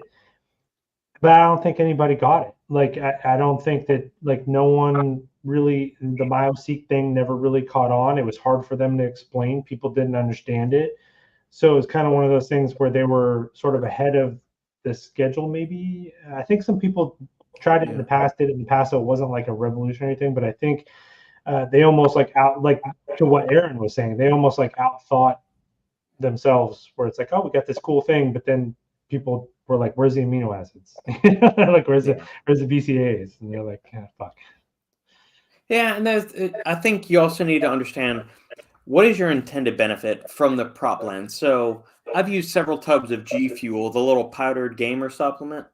When I bought that at the time, I was under no misguided notions that this was like the be-all end-all brain blaster supplement that it was hyped to be. I didn't care about that. It was something that was delicious tasting. It had a certain amount of caffeine with a pixie dusting of some other stuff that instead of taking coffee in the afternoon, I will use that. If I want something that's kind of flavored, and I'll mix some other powdered supplements like Lion's Mane, Reishi, Chaga, some of that other stuff in there. The flavoring in that is strong enough. Plus, it's got a little bit of a booster in it. If I've had coffee or a pre-workout at 7 a.m. when I typically work out, then if I want something people crying all over the internet right now as he's saying this, Rob. Yeah, I've said it before. I mean, it's fine, but like there are certain things that I keep in the pantry. That, I got you. You just want something that kind of tastes good. Like I might as well have used a Gatorade packet and an instant caffeine tablet or whatever. Mm-hmm. It's fine. You get 40 or 50 servings for $20, whatever. I'm under no notions that it's going to change the world or anything. It tastes great. It's great tasting caffeine. It's like an energy drink. It's great tasting caffeine. I'm fine with that. Great tasting and cheap. That's what it all comes down to right there. Great tasting. Yeah, and then I add my actives of what I'm looking for. So no, I got you. I think like still to this day, some of the wildest pre-workout experiences I've had are from they'll proprietary blend, the stimulant blend at least, and I'm like, hey man, that's fine. Or because when I tell people, if you're in the market, what I don't really like is a product that is leaning towards the health crowd. Like you're like, okay, we're going to give you these specific health benefits, whether it's joint health or brain health or cardiovascular health. If you do that and you start proprietary blending things, that's where it's like, well, there's specific things that you need to hit if you're going to claim that you're going to be able to help someone's not medical issues, because we're not allowed to do that. But if you start pushing into someone's specific, health kind of concerns, then, if you make something proprietary blended, I don't really care for that too much, because you're supposed to be hitting certain numbers for that. Yeah. Any listeners out there, you got any more questions, let us know. Otherwise, I think it might be time for the grandpas to hop off. And we promise it's not going to be 6 months now. 2 hours later, and it all comes down to cheap and flavorful. That's the name of this podcast now. Just how I like my women, cheap and flavorful. Right. All right. There was one more question that we had that we did not address. What's up? Is the podcast going to be on a regular basis? Yeah, I mean, I was saying this. I was laying into our space a little bit this week because people were talking about the drama, and I said, look, and this isn't me standing on a soapbox. I was like, this whole thing, like, I get it where, like, if you're business owners, whatever, there's a certain mental stress and things that you do that can't really be replicated. I was like, this is not hard work. I was like, we're not that busy. We're not like, yeah, you're busy and you do stuff, but we're fucking around a lot. I was like, this is not like the hard work that a lot of people do out there on a day-to-day basis. We got time. We got time. We're not that busy. So we obviously can't promise that I know that a lot of people, once we posted that we're going to do this, even though I fucked up with the date, instead of 117 I put 116. But despite that, a lot of people have reached out and they were very happy, that we're going to do this. And I think that we can safely say that we maybe not on a weekly basis, but probably once every 2 weeks or so, we can definitely do it. And, it's obviously we are having fun, so why not? And, as long as people want to listen to what we have to say, I mean, why not? And there's always something happening in the industry.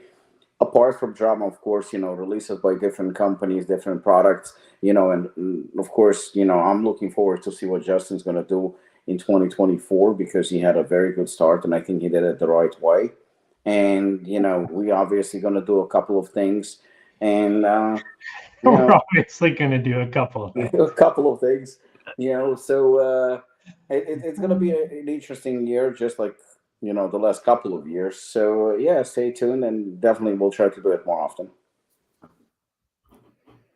All right, gentlemen. All right. As we close out, we have everybody's contact links listed in the comments below. But Justin, where can everybody find you? Supplement Snoop on Instagram is where you'll find me most days. I do post a lot on the MyQ Brain Food at MyQ Brain Food Instagram. I'm usually on Instagram the most. I'll be doing other platforms soon, but that's where you can find me most often. Mr. Samborski? Same thing. I'm on Instagram. It's easy to reach out to me. I try to answer at least most of the questions, and I'm fairly active. So yeah, just like Justin, you can always reach out to me. That's no problem at all. Okay. Any future questions for this trio of supplement nerds? Leave a comment down below. Hit me up at robert@supplementengineer.com and check out the Supplement Engineer Patreon at patreon.com/supplementengineer. And we'll catch you all next time. Take care, guys. Get the fuck back on social media, Robert.